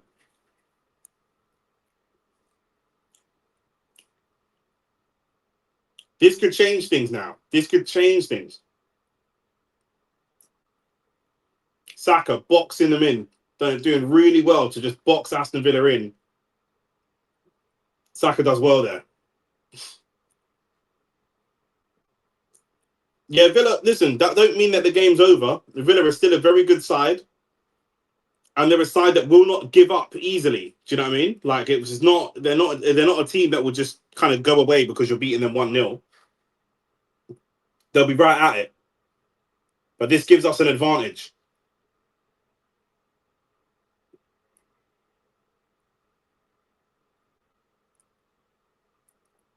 I think because Arteta wanted Chesko, I can see Arteta's trying to get Gyökeres doing like little flicks and link-up play, which isn't naturally his game. It's a good foul from Odegaard.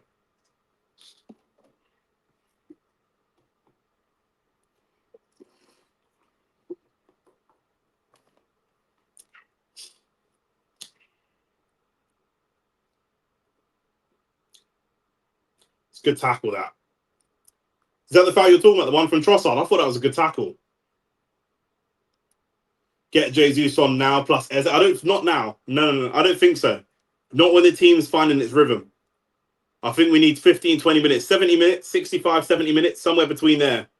I think we look to make some of these subs. David Raya taking a long time to make a pass. I don't like this.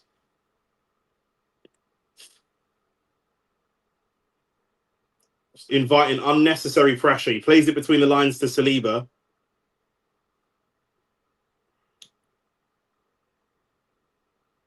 It's a good crossfield ball almost. Trossard. We need the shooters. It might have to be edge of the box stuff because we're going to need the shooters. Trossard always looks like he wants to have a shot.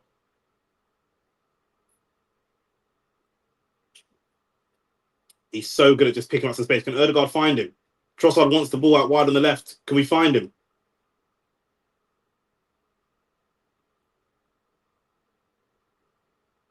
Oh, Odegaard, bro. What is that pass, bro?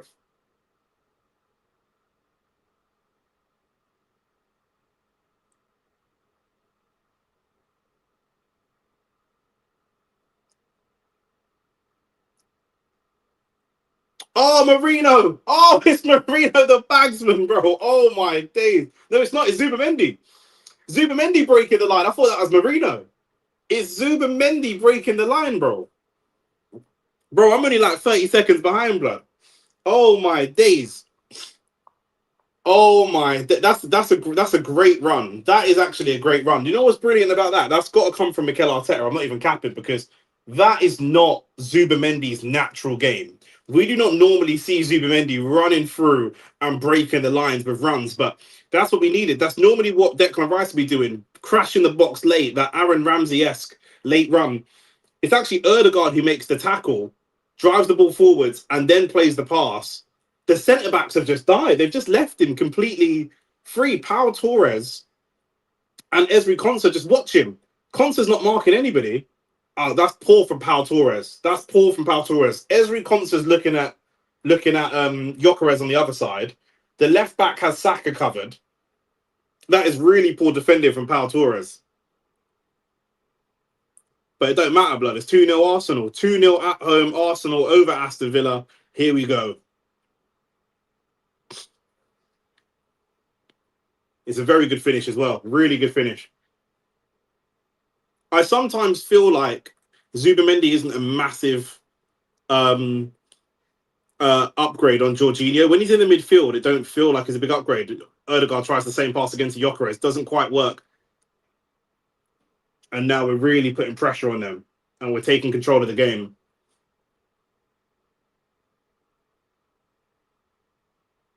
But when he's in midfield, I sometimes feel like he plays very similar to Jorginho, and sometimes he's slow and not the most athletic. But from a technical level, he's very, very... We saw the volley that he scored earlier on in the season. He's very good as a technician. Zubimendi, he doesn't always show it. And he can drift in and out of games. But he was really good there. Ødegaard's playing really well. Really, really well. And here he is again.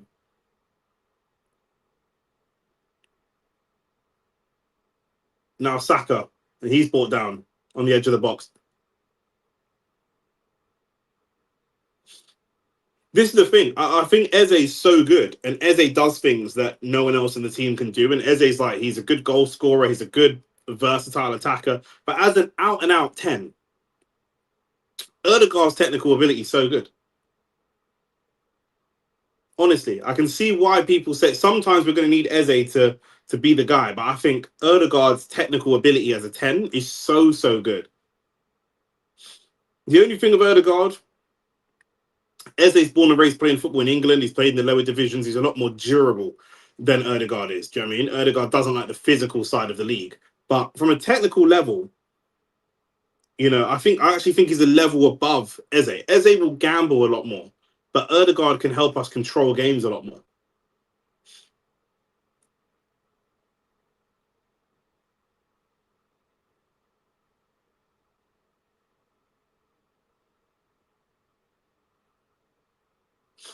He was injured. They didn't choose to sub him. He was injured.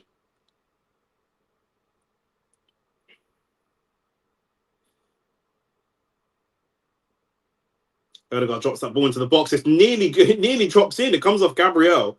Nearly drops in again for a third.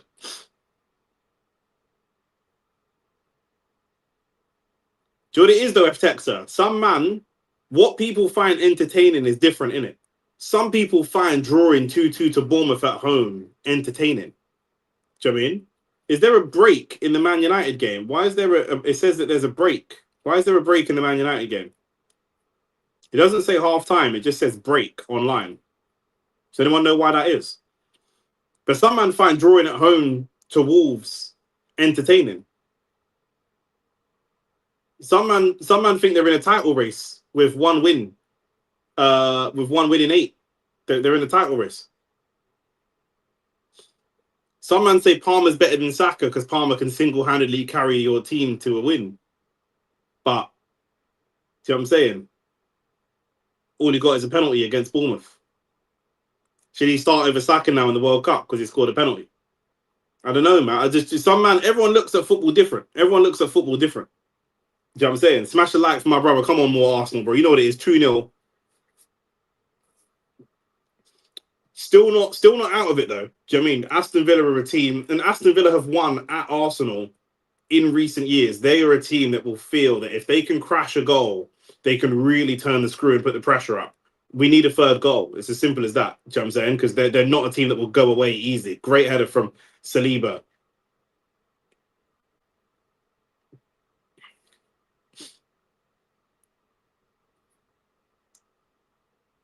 If Arsenal start to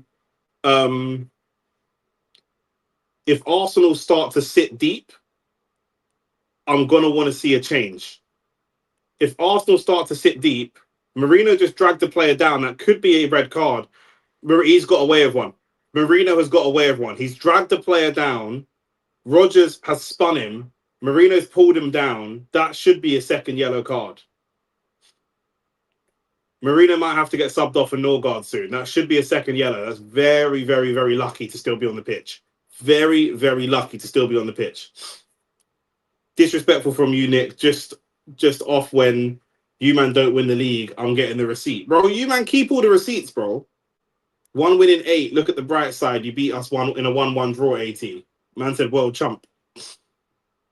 champion of the world in that. Marino's very lucky to still be on the pitch. I really do feel Roger's going to go for a shot. It's not the best shot. We're going to have to start counter-attacking. They're going to start putting more pressure. We've got to counter-attack. I need to see Martinelli on soon. I might need to see Jesus on soon as well. I just think they're better for counter-attacking football.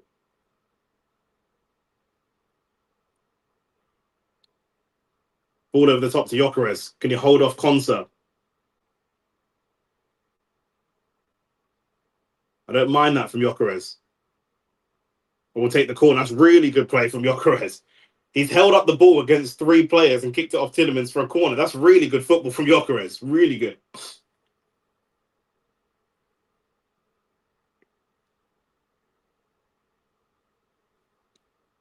So far, 60 minutes in, he hasn't scored, Gyökeres, but he's not played badly at all. He's played really well.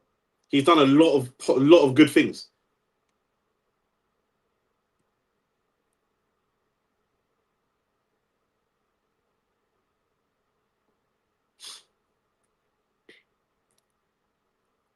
I feel like we might need Martinelli on sooner than later, in my opinion. Tielemans trying to hustle Gabriel. Another goal here could be a killing blow for Aston Villa.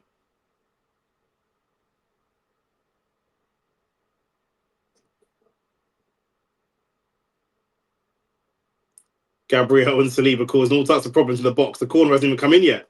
Corner comes in now. Oh, it's just cleared away.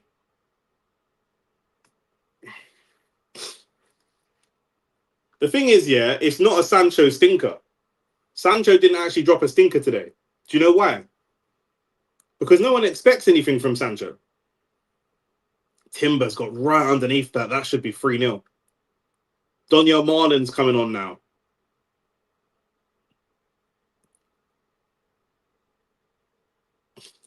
So I was saying, but no one expects anything from Sancho. Like, that's just standard Sancho, bro. And Garcia coming on as well for Emi Buendia. They're going to go for this. This is why Aston Villa fans love Emery. 2-0 down, half an hour left. He's going to go for it. He's just going to keep going for it. And I feel like this Emery wasn't the Emery we had at Arsenal, by the way. Do you know what I'm saying? I don't feel like he just went for games like this, honestly. If Arsenal were 2-0 down when we had Emery, I don't know that he was bringing on more attacking players.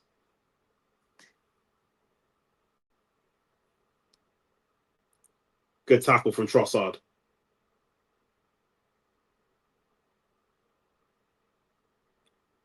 And all our attackers are going to have to do a bit of a defensive shift here, just to keep it as is. But for me, I know I want to see the boy Gabriel Martinelli. I want to see it.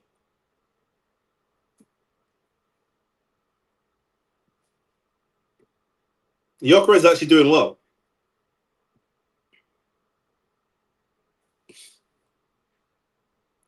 I think so as well, but I do feel like Gyökeres is actually doing all right at the moment. But for fresh legs, for the sake of fresh legs, I wouldn't mind Timber. Good battle.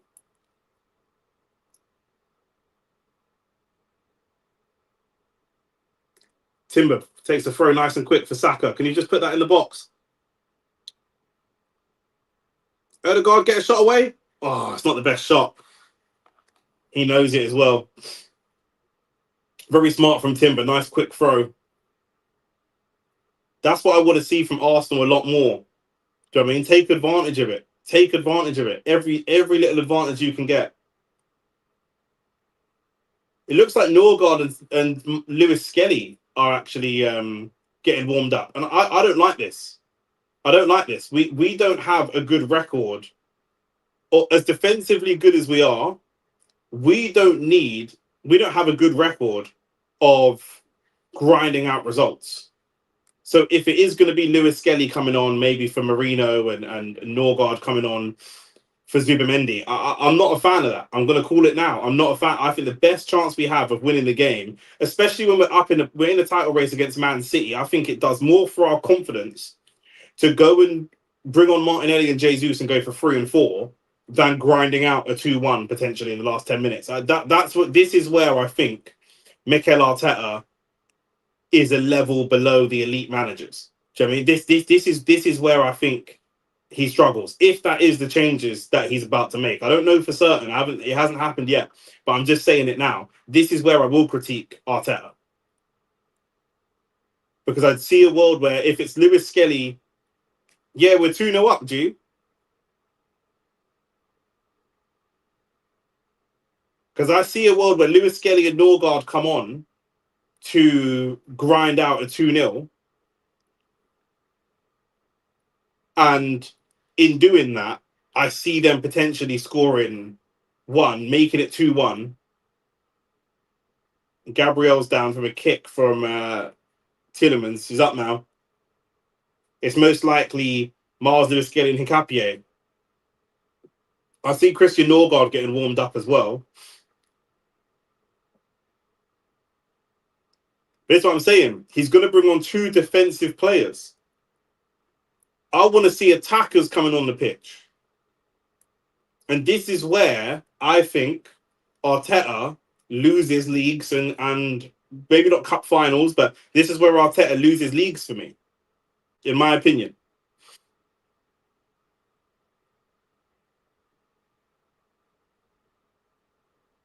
Because I think a different manager does what we said. He brings on Martinelli, Aston Villa go more attacking, and then Martinelli's able to get in behind with his pace on the counter, and then it's a 3-0 or a 4-0, instead of bringing on new defenders. Unless he brings them both on. It's great football from Arsenal. Ødegaard, can you find a shot? Oh, it's just millimeters wide. It's a great save from Emi Martinez. It's great feet from Ødegaard. Ødegaard is absolutely balling out, by the way. Look at this. Little knockdown.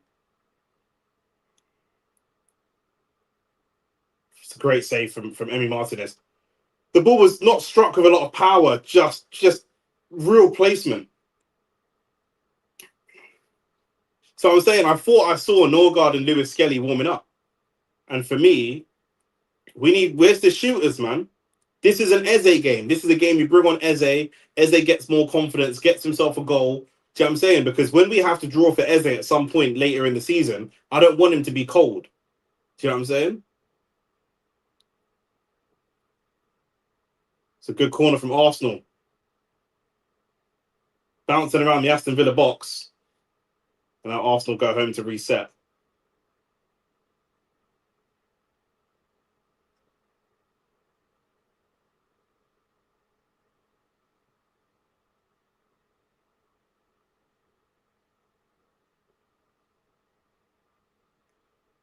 Good challenge from Zubimendi. Zubimendi being a lot more active this game, a lot more mobile. We don't normally see that from Zubimendi. He tends to sit deep, hold one particular position, and not really move too much. Do you know what I'm saying?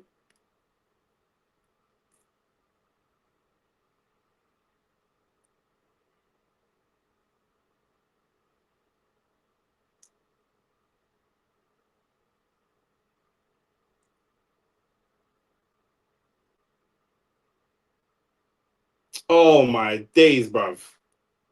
Bruv. Handy Capier, bruv. Bruv. Bro, he used all his energy to make that run. That's where we need Martinelli.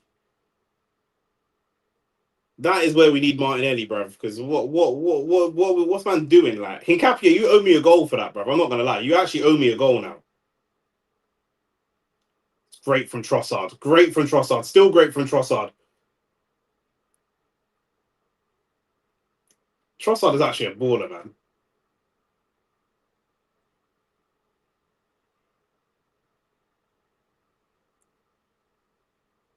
Trossard is so tidy, bruv. The thing with Trossard, you know that players rate that the opposition players rate him because they're just so scared to engage with him. Great touch. Is that a pen? Ref says no pen. Good strength from Erdegaard still. Hincapié.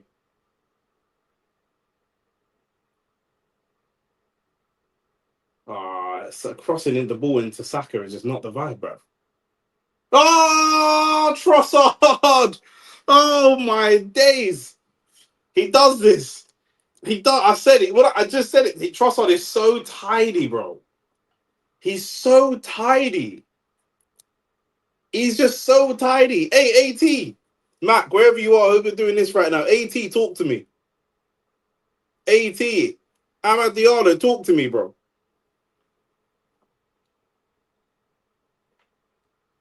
They're calling it a handball.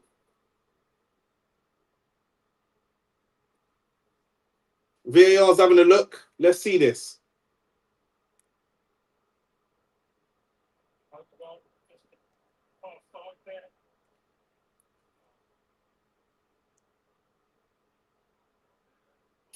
It's the Saka one. He looks onside to me, though. I do think he looks onside. If they draw the lines, I think he's onside.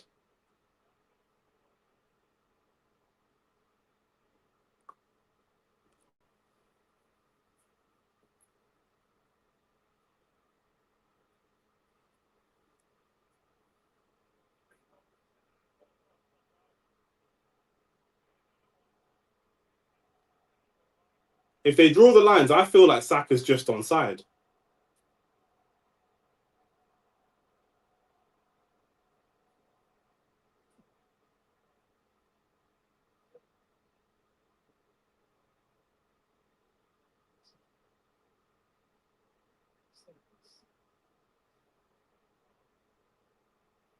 Still waiting for this VAR check.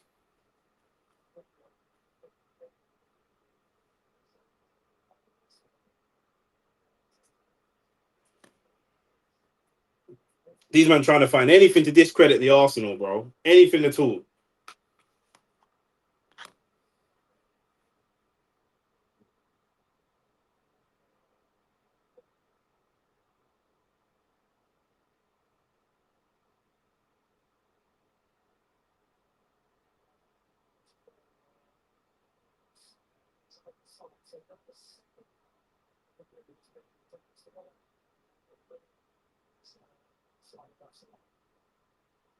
Now they're looking at the Hincapié offside. I don't think they're looking at the Saka one anymore. I think now they're looking at the Hincapié one. Let me look at Arsenal's fixtures. I think we've got Chelsea coming up. Chelsea, Liverpool.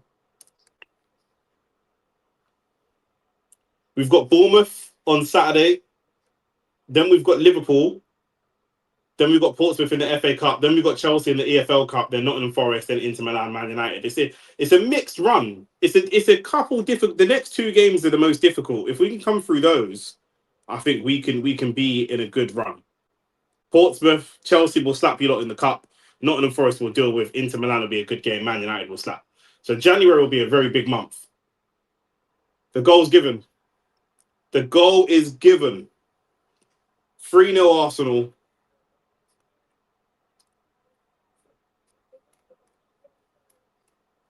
And it deserved it as well. What a great goal that was from Trossard as well. Shooters, man. In retrospect, do you think the general EPL fan was harsh on Jackson? The general EPL fan is irrelevant, isn't it? It's about Chelsea fans because he played for Chelsea, innit? Bournemouth is away. Bournemouth away. Then we've got Liverpool at the Emirates, Portsmouth away, Chelsea at Stamford Bridge, Nottingham Forest at Forest, and Inter at Inter. So we've got a lot of away games. And then Man United at the Emirates. We already beat them at Old Trafford this season. So, but yeah, I think I don't think that Chelsea fans were too harsh on him. I really don't. The fact that they've gone and signed players that are worse doesn't necessarily mean that they were too harsh. Do you know what I'm saying? Like you support, and now Norgard's on as well for Mikel Marino. This is a game now where I want to see Wanyeri. This is where I now want to see a Wanyeri come on. an Eze, a Madueke, any of those types of players. This is why I want to see them come on. And I wonder if, I know that Marina's on a yellow card, but I do wonder if Norgard coming on is a sign that the Declan Rice injury is a little bit more serious and isn't just about this game, but could be out for a couple games. But yeah, Jackson, obviously, like I said, Samson, we know already, AT is going to get upset, but we know it's Chelsea, in it. So them man are going to treat black players differently to how they treat other players, in it. That's just what it is. But yeah, you know, it's one of them. It's one of them ones where, for me, in my opinion, I think if you're a Jackson performed better across both seasons than most strikers in this season. Now, I hear you, but right now, if you're looking at who's a player that you don't rate in your team, Samson, who's a player you don't rate in your team? Just give me a name of any player that you think you want to upgrade on.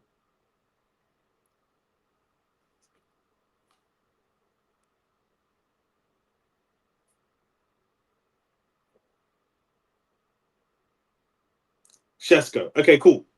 So if you get rid of Shesko and you go and bring in fucking Igor Thiago, bruv, do you know what I'm saying? Or someone like that.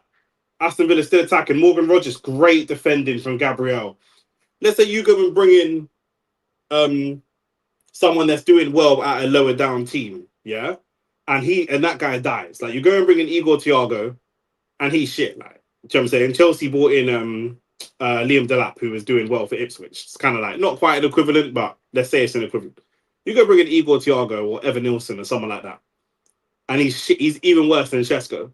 Does that make the way that you're viewing Shesko not fair now? No, because Shesko wasn't to the standards that you wanted. Do you know what I'm saying? The fact that the board failed to replace him is not your fault. Do you know what I'm saying? Like, the way rival fans talk about Jackson is crazy. Underbelly racism there.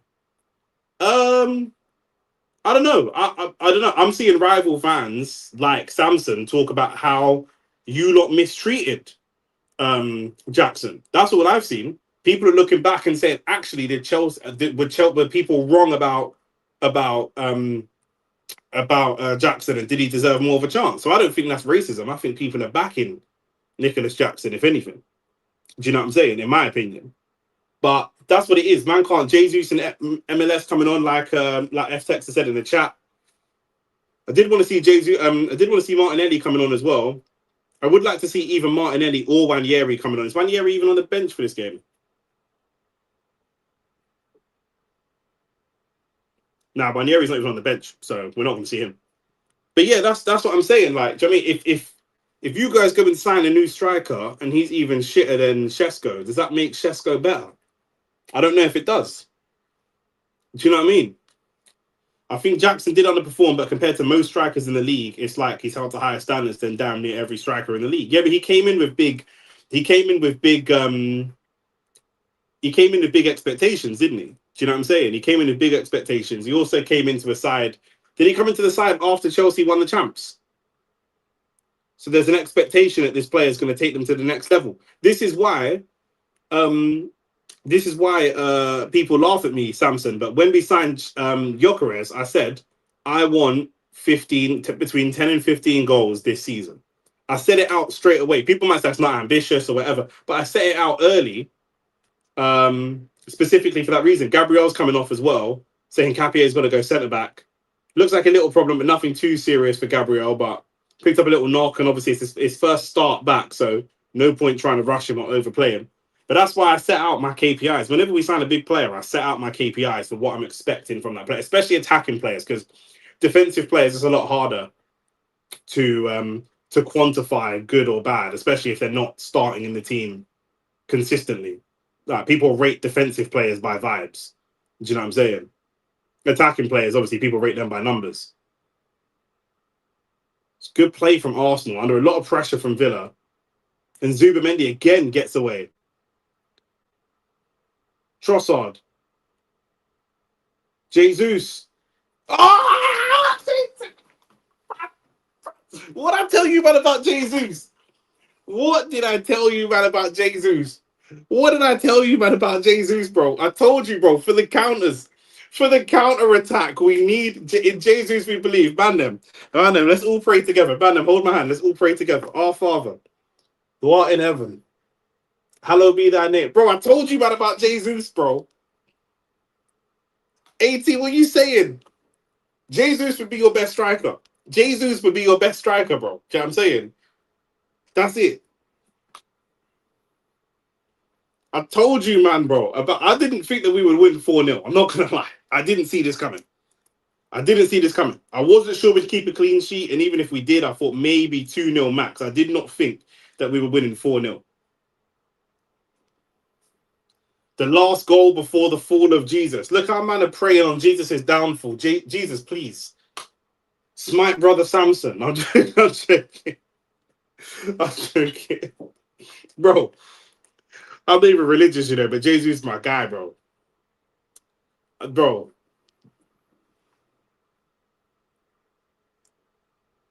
Bro, as soon as this game's done, I'm gonna go listen to the Donda album, you know. I swear down, blood. Tell me if you know someone who needs Jesus, Lord. Bro, I'm gonna play the Donda album on repeat, blood.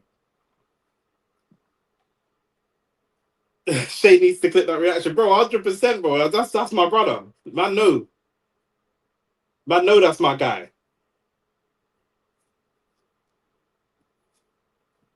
I told these man, bro. The thing is with Jesus though, like, no banter yet, At. The thing is with Jesus, I feel like now we've got Havertz, Jesus, even Marino up top to an extent when the team's fully fit, Gyökeres. So I feel like they will be able to manage the load management for Jesus much better than they might have been able to in previous games, previous seasons. Do you know what I'm saying? Of course he can survive the rest of the season, bro. What's man talking about? Bro, we got three strikers. Havertz is back as well. Jesus' body cannot do the job of being a starting striker week in, week out. But little cameos like this, 5, 10, 15 minutes here and there, a little Portsmouth, do you know what I'm saying? A little EFL Cup against a small club in West London called Chelsea. Them little games there, a little 15, 20 minutes in the Prem, this is what he does, bro. Jesus could be in again. Jesus could be in again. Oh, he nearly got an assist for Saka, bro. Nah, this is what I'm saying, bro. I want more goals, bro. I want more goals, bro. Do you know what it is, yeah? Especially because Aston Villa have dealt heartbreak to Arsenal, bro. Slap these man, bro. We've got 10 minutes left. Slap these man, bro. Slap these man. That's a yellow card for John McGinn. That's got to be a yellow card for John McGinn. If I was Arteta, I'd play Gyökeres the least. No. From a technical perspective, if this is FIFA, what you're saying makes sense. But Jesus has been out for over a year, and Havertz has been out for nearly a year as well. So they are not fit enough. Gyökeres is our fittest number 9. So he's going to play the most just because he's very fit. Do you know what I'm saying? It's not even because he's the best or anything like that. And then they'll have to manage the minutes for the other players. So that's not how it's going to go.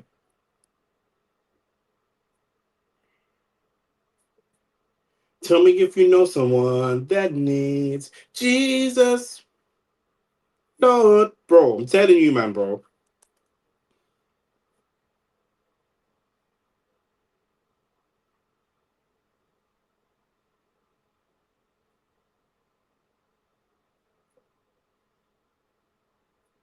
Man don't want to put their faith in Jesus. That's the problem.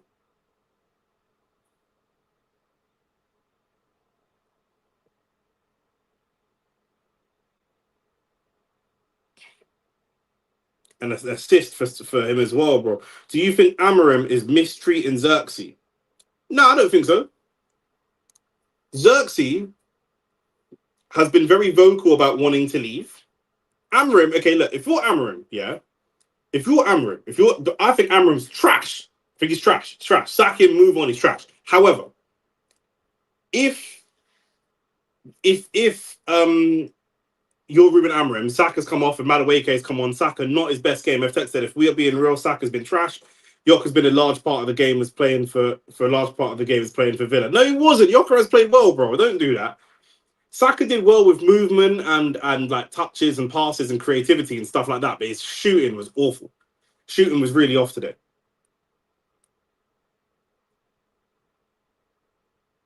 And the thing with Madueke, what I do like about Madueke as well is his attitude. He's on the pitch for 8 minutes and he will do everything he can to get a goal.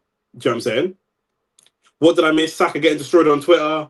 Nothing really. He didn't die or anything. He just wasn't great. He was just like, the thing is, this is Twitter all over, bro. At the end of the day, I hear that Saka's a player that's very famous, very popular, has got a big fan base, etc. But at the end of the day, Arsenal win 4-0 against Aston Villa at home.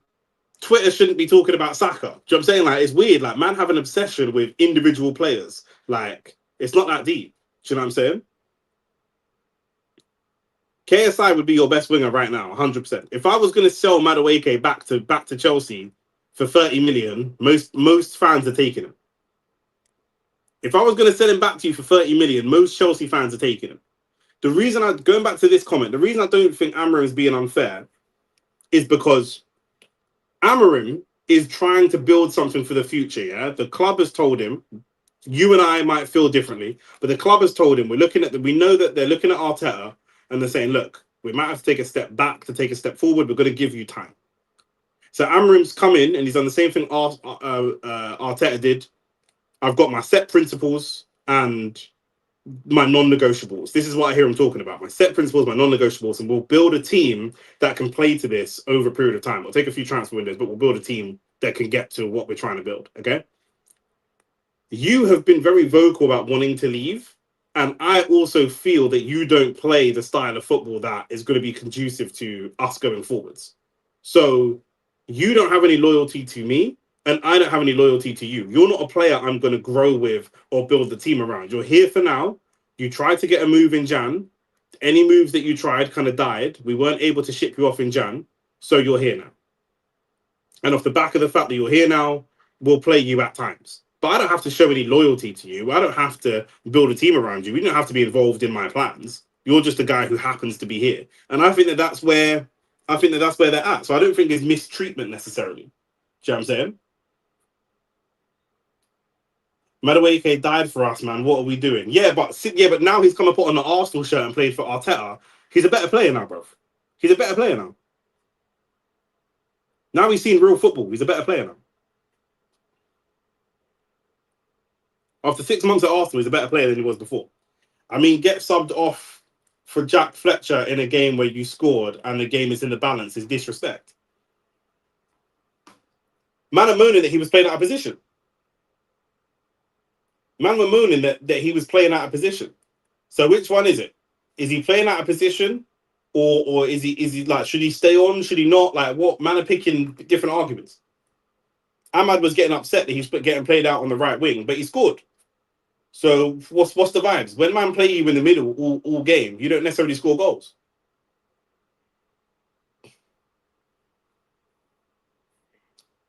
Nah, bro, he's different, bro. He's different, bro. He's different now, bro. He's a new man, bro.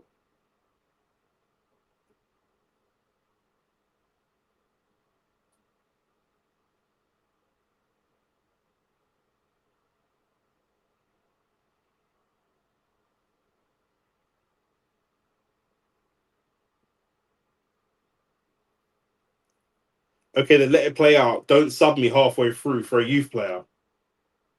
I hear you. I hear what you're saying. Maybe in this particular game, but this is where you've got to. For me as a manager, maybe Jack Fletcher's a player I'm building a team around. Maybe he's going to feature a lot more. Do you know what I'm saying? Like that's what it is. You made it clear that you want to leave and you're not here for the long haul. Okay, cool. I hear you though. On a player for player basis, yes, you should not be subbing off Xerxes for Jack Fletcher when you need a goal. I hear you. Do you know what I'm saying? Dorgu better than Jokeres. That might be true, but Dorgu's also better than Shesko. So it's all even, isn't it? Do you know what I'm saying? Dorgu's a better striker than Shesko. Jokeres played well today, though. To be fair, like I can't even call him. Like he played very very well. He's very very influential in quite a lot of the good things that happen for Arsenal. Jesus picks up the ball.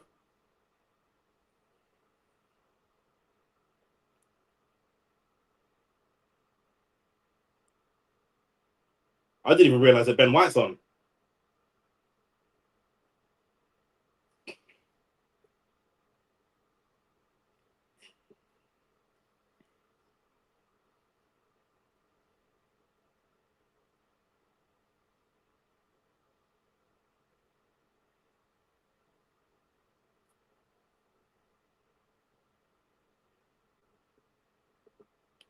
Aston Villa still going for a goal, you know. I actually slightly rate it. Like they're not someone like certain teams. Yeah, you're slapping them 4-0. Don't just give up, bro.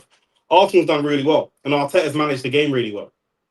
And we said before the game. Well, I said before the game. I think Amad Diallo said the same thing, that Aston Villa attack more in the second half, and so Arsenal are going to have more chances to score in the second half. Arsenal score more goals in the second half. I said that. I said it at the very, very beginning of the game. So a man have to watch football. We know Aston Villa's weaknesses is that second half. They're more susceptible. They're going to push on. They're going to grind out the game in the first half. They're going to frustrate you. But in the second half, do you know what I'm saying? In the second half, that's where they're going to kick on, and now you can get at them. Do you know what I mean? And we've managed it to that. Yuri Tillemans diving on the floor for no reason. Was that Tillemans or Watkins? You go seventh by tomorrow. Nah, man, you won't, because you're in the title race, bro. How are you going to be seventh in the title race? How are you going to be seventh in the title race, bro? Come on, man.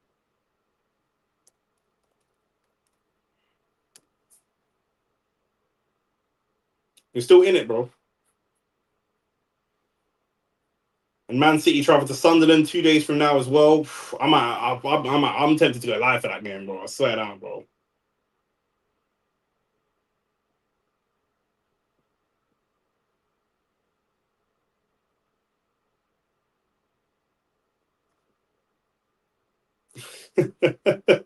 Man said, you can't die, bro. You got the best 10 in the league. You got the best 10 in the league, the best young talent, the best young winger in the league, and the best 6 in the league. How can you die, bro? How? You got the best right back in the league. It don't make sense, bro. You got the best, according to you, you got the best player in like 4 positions. You said you got the best left back in the league, the best right back in the league, the best 6, and the best young winger. How you got 4 of the best players in the league out of 11, but you're finishing 7th? Make it make sense to me. 8 minutes of added time. I don't know where 8 minutes come from. Maybe because he scored 4 goals.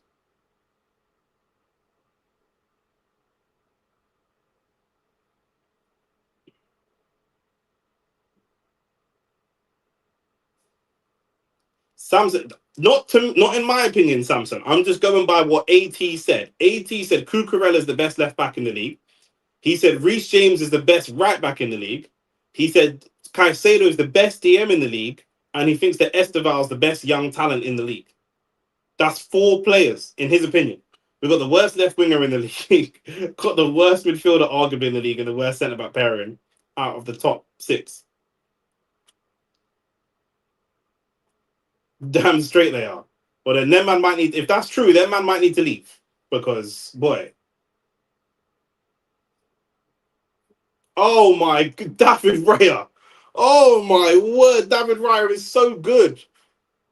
David Raya is outrageously good as a goalkeeper. Outrageously good, bro. Bro. David Raya is outrageously good, man. Outrageously good, bro. Mac, that save from Raya and the one the other day against Brighton. Like, this brother, the saves this guy makes are just outrageous. Like, the Brighton one was necessary for free, but this one wasn't even necessary, bro. Man, none of them have gone from title race to Maresca out, blood. That's what we've gone to. Title race to Maresca out. You man move like yeah, blood. Do you know what I'm saying? Like, Chelsea fans going from like, baby, I love you, to get out my house in like 5 minutes.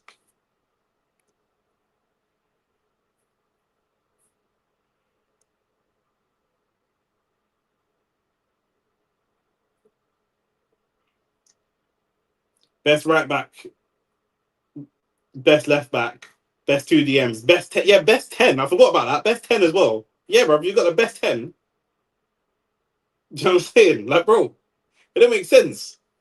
It don't make sense.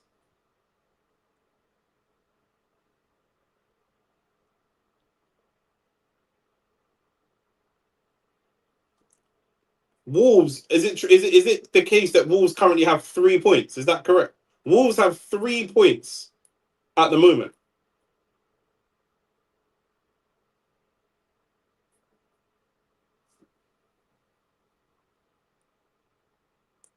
And one of them points has come from flipping Man United, bruv.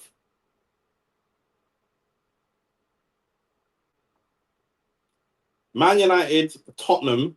Who else has given him a point? And Brighton.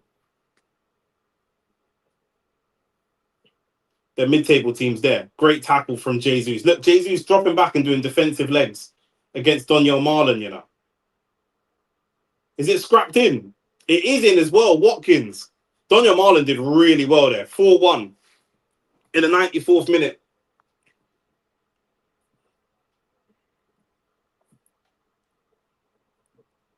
4-1, but that's not going to change anything. Arsenal have properly put these men to the sword, bro. And if we're being honest, I'm not even being biased. If we're being honest, Arsenal just kind of switched off like, yeah, the game's done, really. Do you know what I'm saying? Don't forget to subscribe as well, by the way, man. I'm on the road to 5K. Donyell Marlon just knocked it through the legs of Raya and then hit it off the post. Run me back Sterling if you was going to get Nacho. 2 of Wolves' 3 points come from United and their man over there, blood. You already know what it is. I'd take Jackson at United right now.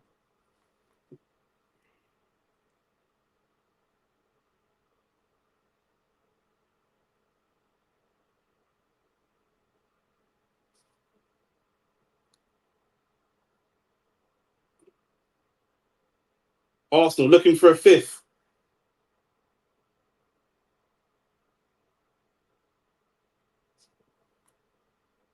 Oh, it's a good strike. This is the attitude I like from Arsenal. We've conceded a goal and immediately let's go and attack. Let's go and get another. It's not needed for the result, but it doesn't matter. It's about momentum.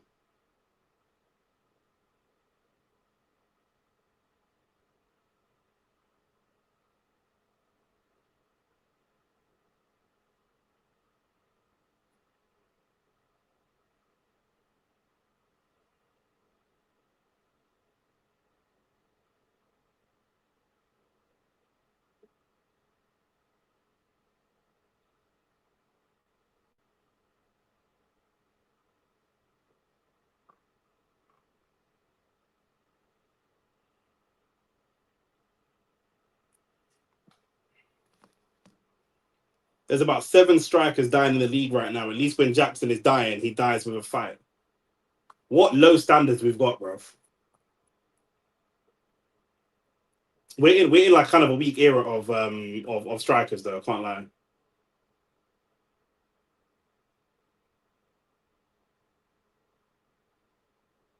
Jesus does well. Releases Erdegaard. Oh, he's lost it. Good tackle. What's going on? Who's the ref giving a yellow card to?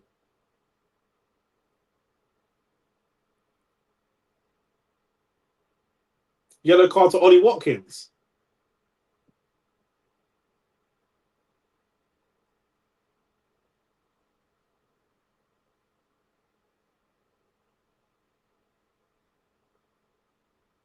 Player of the match given by Sky Sports to Gabriel. One from us, one from Spurs. Big up Wolves. Where was that game played as well? Oh, that was at OT as well, bruv. Ah, oh, bruv. Rance's match reaction is about to go nuclear, blood. Rance is negative when you man win. He was screwed when you man 1-2-1, blood. Imagine taking 300k a week while training with kids. Sterling is living life. Yeah, he's chilling, bruv. You know what I'm saying? He's probably putting that money into fashion and record labels and that. He's chilling. For me, it's Erdegaard, bro. For me, Erdegaard. I think Zubamendi played really, really well. If I gave the man of the match to Zubamendi, it would only be because he did things I wasn't necessarily expecting him to do. But the man of the match has got to be Erdegaard. It's got to be.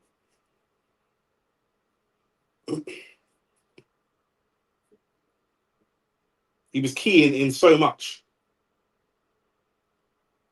Aston Villa could be in again. John McGinn cuts the ball back. Really good composure from Hincapié just to let David Raya come and get it. Rance is going to get cancelled. Bro, his match reactions are legendary, bro. He's always fuming, bro. He's just always fuming. Man, like fumes the engineer, bro. He's always vexed, bro. But I hear it because he's Man United and shit. So that's full time. That's full time. Man, them. You know we got to do a little match reaction. You know we got to do a little match reaction, though. You know what I'm saying? You know we got to do a little one, right? Arsenal 4, Aston Villa 1. A scoreline that I don't think anybody predicted. Anybody predicted. I predicted 2-1. And I said at the beginning of the stream, go look back at the stream. Shout out to everyone that's in the stream. Like the video, subscribe to the channel, all that good stuff. We're on the road to 5K. I said, I think we'll win 2-1 because I think that Aston Villa are going to attack more in the second half. They're going to soak up pressure in the first half. They're going to attack in the second half. And if we bring on the legs of Jesus, Martinelli late on, do you know what I'm saying? Then we can go and exploit this. This is how we can win the game. I didn't see the 4-0 coming at all. And it was a case of what we've wanted to see from Arsenal, which is that when they've gone a goal up, 2 goals up, the floodgates have opened. Once the confidence starts to flow through the team, the floodgates have opened. We knew, and it was kind of a little bit of what I said coming into the second half. First half, we had 7 shots. I think only 1 or 2 on target. They had 3 shots, none on target. Aston Villa didn't have a single shot on target for the first half. They had a couple of counter attacks. And to be fair, they had a couple of opportunities, but they could have scored, but they were really poor. Let's be honest. In front of goal, they're really poor. A couple of poor connections and stuff like that. But they didn't really offer much. A huge amount of the first half was us, shot after shot after shot, recycling attack, and really pressing them back. And I thought that we were quite impressive in doing that. And I thought that the whole game, first half and second half, we were really good at marshalling them. Timber and Saka did really well on the right-hand side of marshalling them and really, really stopping them getting into the flow. But going into the second half, we took chances, and crucially, we scored early. We scored the first goal. What minute was it? 48 minutes or something like that? 48 minutes. Gabriel from the corner, 48 minutes. Zubamendi, 52 minutes in. 10 minutes into the second half, they were 2-0 down, completely shell-shocked. And that was right. I feel like that was a clear indication and a clear directive from Mikel Arteta, in my opinion. In my opinion, he knows in the second half they're going to come out and attack. That's when we attack. We didn't have any corners in the first half. We had a corner straight away, which we know is the skill set of Arsenal's. Straight away in the second half, we get a corner. Why? Because we're putting the pressure on them. We're putting the pressure on them. We're taking shots. We're gambling a lot more. It leads to a corner. Gyökeres the same. He's got the ball on the left wing. He holds it up. There's not a lot of support around him. Arsenal are a bit slow to get support around him. He brings Aston Villa players in around him and boxes it, and then he's able to just go and get himself a corner. Really, really smart player. I thought Gyökeres was really good today. Really, really good today. Didn't score. Some of the finishing could still be a little bit better, but the physicality I thought was good. The running in behind I thought was good. The composure on the ball I thought was good. The dribbling of the ball when he had space I thought was good. All of those things were really, really solid from Gyökeres, and obviously the work rate is always there. So I actually thought he was quite good today. Saka, he played a sort of Madueke-esque performance. Movement was good. Crosses were decent. But the final ball in terms of the final product, shooting-wise, not good. Not good at all, do you know what I mean? And Saka looks like a player that's overplayed, but also looks like a player that's suffering with a bit of a lack of confidence right now, which I think is weird for us because we don't normally see Saka lack confidence. But I think he needs a goal to get himself back amongst the confidence again. Didn't play badly, in my opinion, from a ball control, helped control the game. Even the first goal came from a corner. It's good play between Saka, Gyökeres, and Ødegaard as well. But he definitely looks like he's struggling for confidence, and he needs a couple of goals to get that confidence back. Gabriel, of course, getting the goal on his return. I thought the defense was really, really solid. I was a little bit nervous about Hincapié coming in, but the defense was really good, really, really solid. They conceded a goal late on, but the game was pretty much done at that point. I thought they were solid. Lewis Skelly comes on late. He was good. Ben White was coming late. He was good. But really, the starting 4 and the starting 5 with David Raya in there was really good as well. Gabriel obviously going and getting a goal, a scrappy goal, but going and getting a goal straight away on his first start. I know he's played a game, but he come off the bench. This is his first start since that big injury that he's had. And that shows a real mentality, not just physical ability, but real mentality from Gabriel to come back from an injury, go straight into the team and go and start scoring goals straight away. And that's why he's one of the leaders in the squad. But the man of the match for me was Ødegaard. Zubamendi and Ødegaard were fantastic. It was between the two of them. And Ødegaard, for me, offensively, very, very good. there were times when it was a very mature performance from Erdegaard. Times when he needed to just hold the ball and control the game, he did that. Times when he needed to shoot, even at the start of the second half, he was the player that was shooting and shooting and shooting and trying to create as much as possible. Even defensively, which is not his game. We didn't have Declan Rice today. Everyone had to do that. Midfield had to do a real defensive shift. Marino was a little bit ugly today, probably our weakest performer. But Zubamendi and Erdegaard both had to drop back and do some defensive work and get some tackles, which is not naturally their game. And I thought they did it quite successfully. And obviously Erdegaard going and getting himself assists and different things like that. Trossard I thought was brilliant as well. Trossard got himself a goal as well as an assist. Really, really good. And of course, Gabby Jesus. We've got to talk about Gabby Jesus. Just from a personal perspective, I think this guy is such a good player. I feel like Gabriel Jesus, when he retires, will not be remembered for kind of as well as he should be remembered. Not just in terms of trophies, but we've seen Bobby Firmino do that role where he plays the kind of false striker. We've seen Gabriel Jesus do that both for Arsenal and City, where he's kind of a link-up striker more than a goal-scoring striker. He does it really, really well. We've seen Gabby Jesus be just a goal machine, just out-and-out goals, not to the level of a Haaland or an Aguero, but he's very good at that. We've seen Gabby Jesus play wide, almost like a Julian Alvarez. Gabby Jesus is so versatile and can do so many different things on a football pitch from an attacking perspective. But because he's not one set player, he's not a Haaland type of striker. He's not that level. He's not an Aguero. He's not that level. He's not a Kane. He's not that level. So I don't think that football is going to remember him quite as fondly. And Bobby Firmino got the Champions League trophies and stuff, which Jesus doesn't have. He's got the Prems in a very good City team, but he doesn't really have that. So I don't think people are going to remember him as fondly as they should. And his career's been kind of hampered with injuries. But to come back the way that he has, scoring goals, and just looking a threat. He constantly looks a threat, and he's been out for over a year and still looks a threat immediately coming back into the team. I thought he was really impressive today. But overall, listen, 4-1 at home, we cannot complain at all. Let me tell you what lives we've got coming up. I know, man, I'm sick of hearing I need to update the list of lives, actually. I need to update the list of lives because Arsenal, I'm going to be live for all the Arsenal games. We're currently 5 points ahead of City as it stands. City play on the 1st, so they've got a couple of days rest. They're going to Sunderland, so it could be a tough game, but we'll see. January is going to be busy.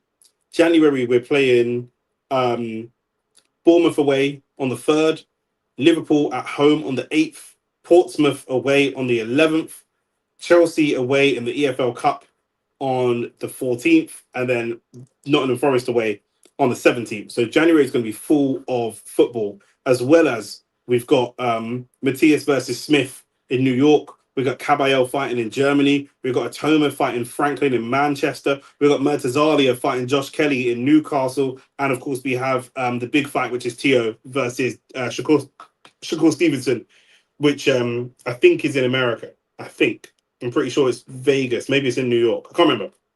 No, it's in New York. It's in New York. But anyway, we're covering all that kind of stuff. Subriel versus Dalton Smith. Let me take a look at that because I think there's more fights I haven't put in the list. There are more fights I actually haven't put in the list. So we may well be going live for Dalton Smith as well. So let me take a look at the actual boxing schedule. Shane's here tomorrow for the Only Facts Sports podcast. We're going to shoot some Only Facts extra content as well. So make sure you drop any comments down below or DM us of anything you want to see us discussing. But yeah, that content, the podcast should come out. It's going to shoot tomorrow. The podcast should come out Thursday. And then we should be live again the following day. When's Arsenal playing again? So yeah, the podcast should drop Thursday. I should be live again for Arsenal on Saturday. So I will see you, man, in the new year. Hope you, man, had a good Christmas. Have a blessed new year. And yeah, bro, Arsenal top of the table, 5 points clear. Man are hating on us. Man are waiting for our downfall. But we will see, bro. We will see. Do you know what I'm saying? We'll see, bro. Do you know what I mean? We'll be here. We'll be here for all of it, blood. Peace and love every time. You know what it is. Like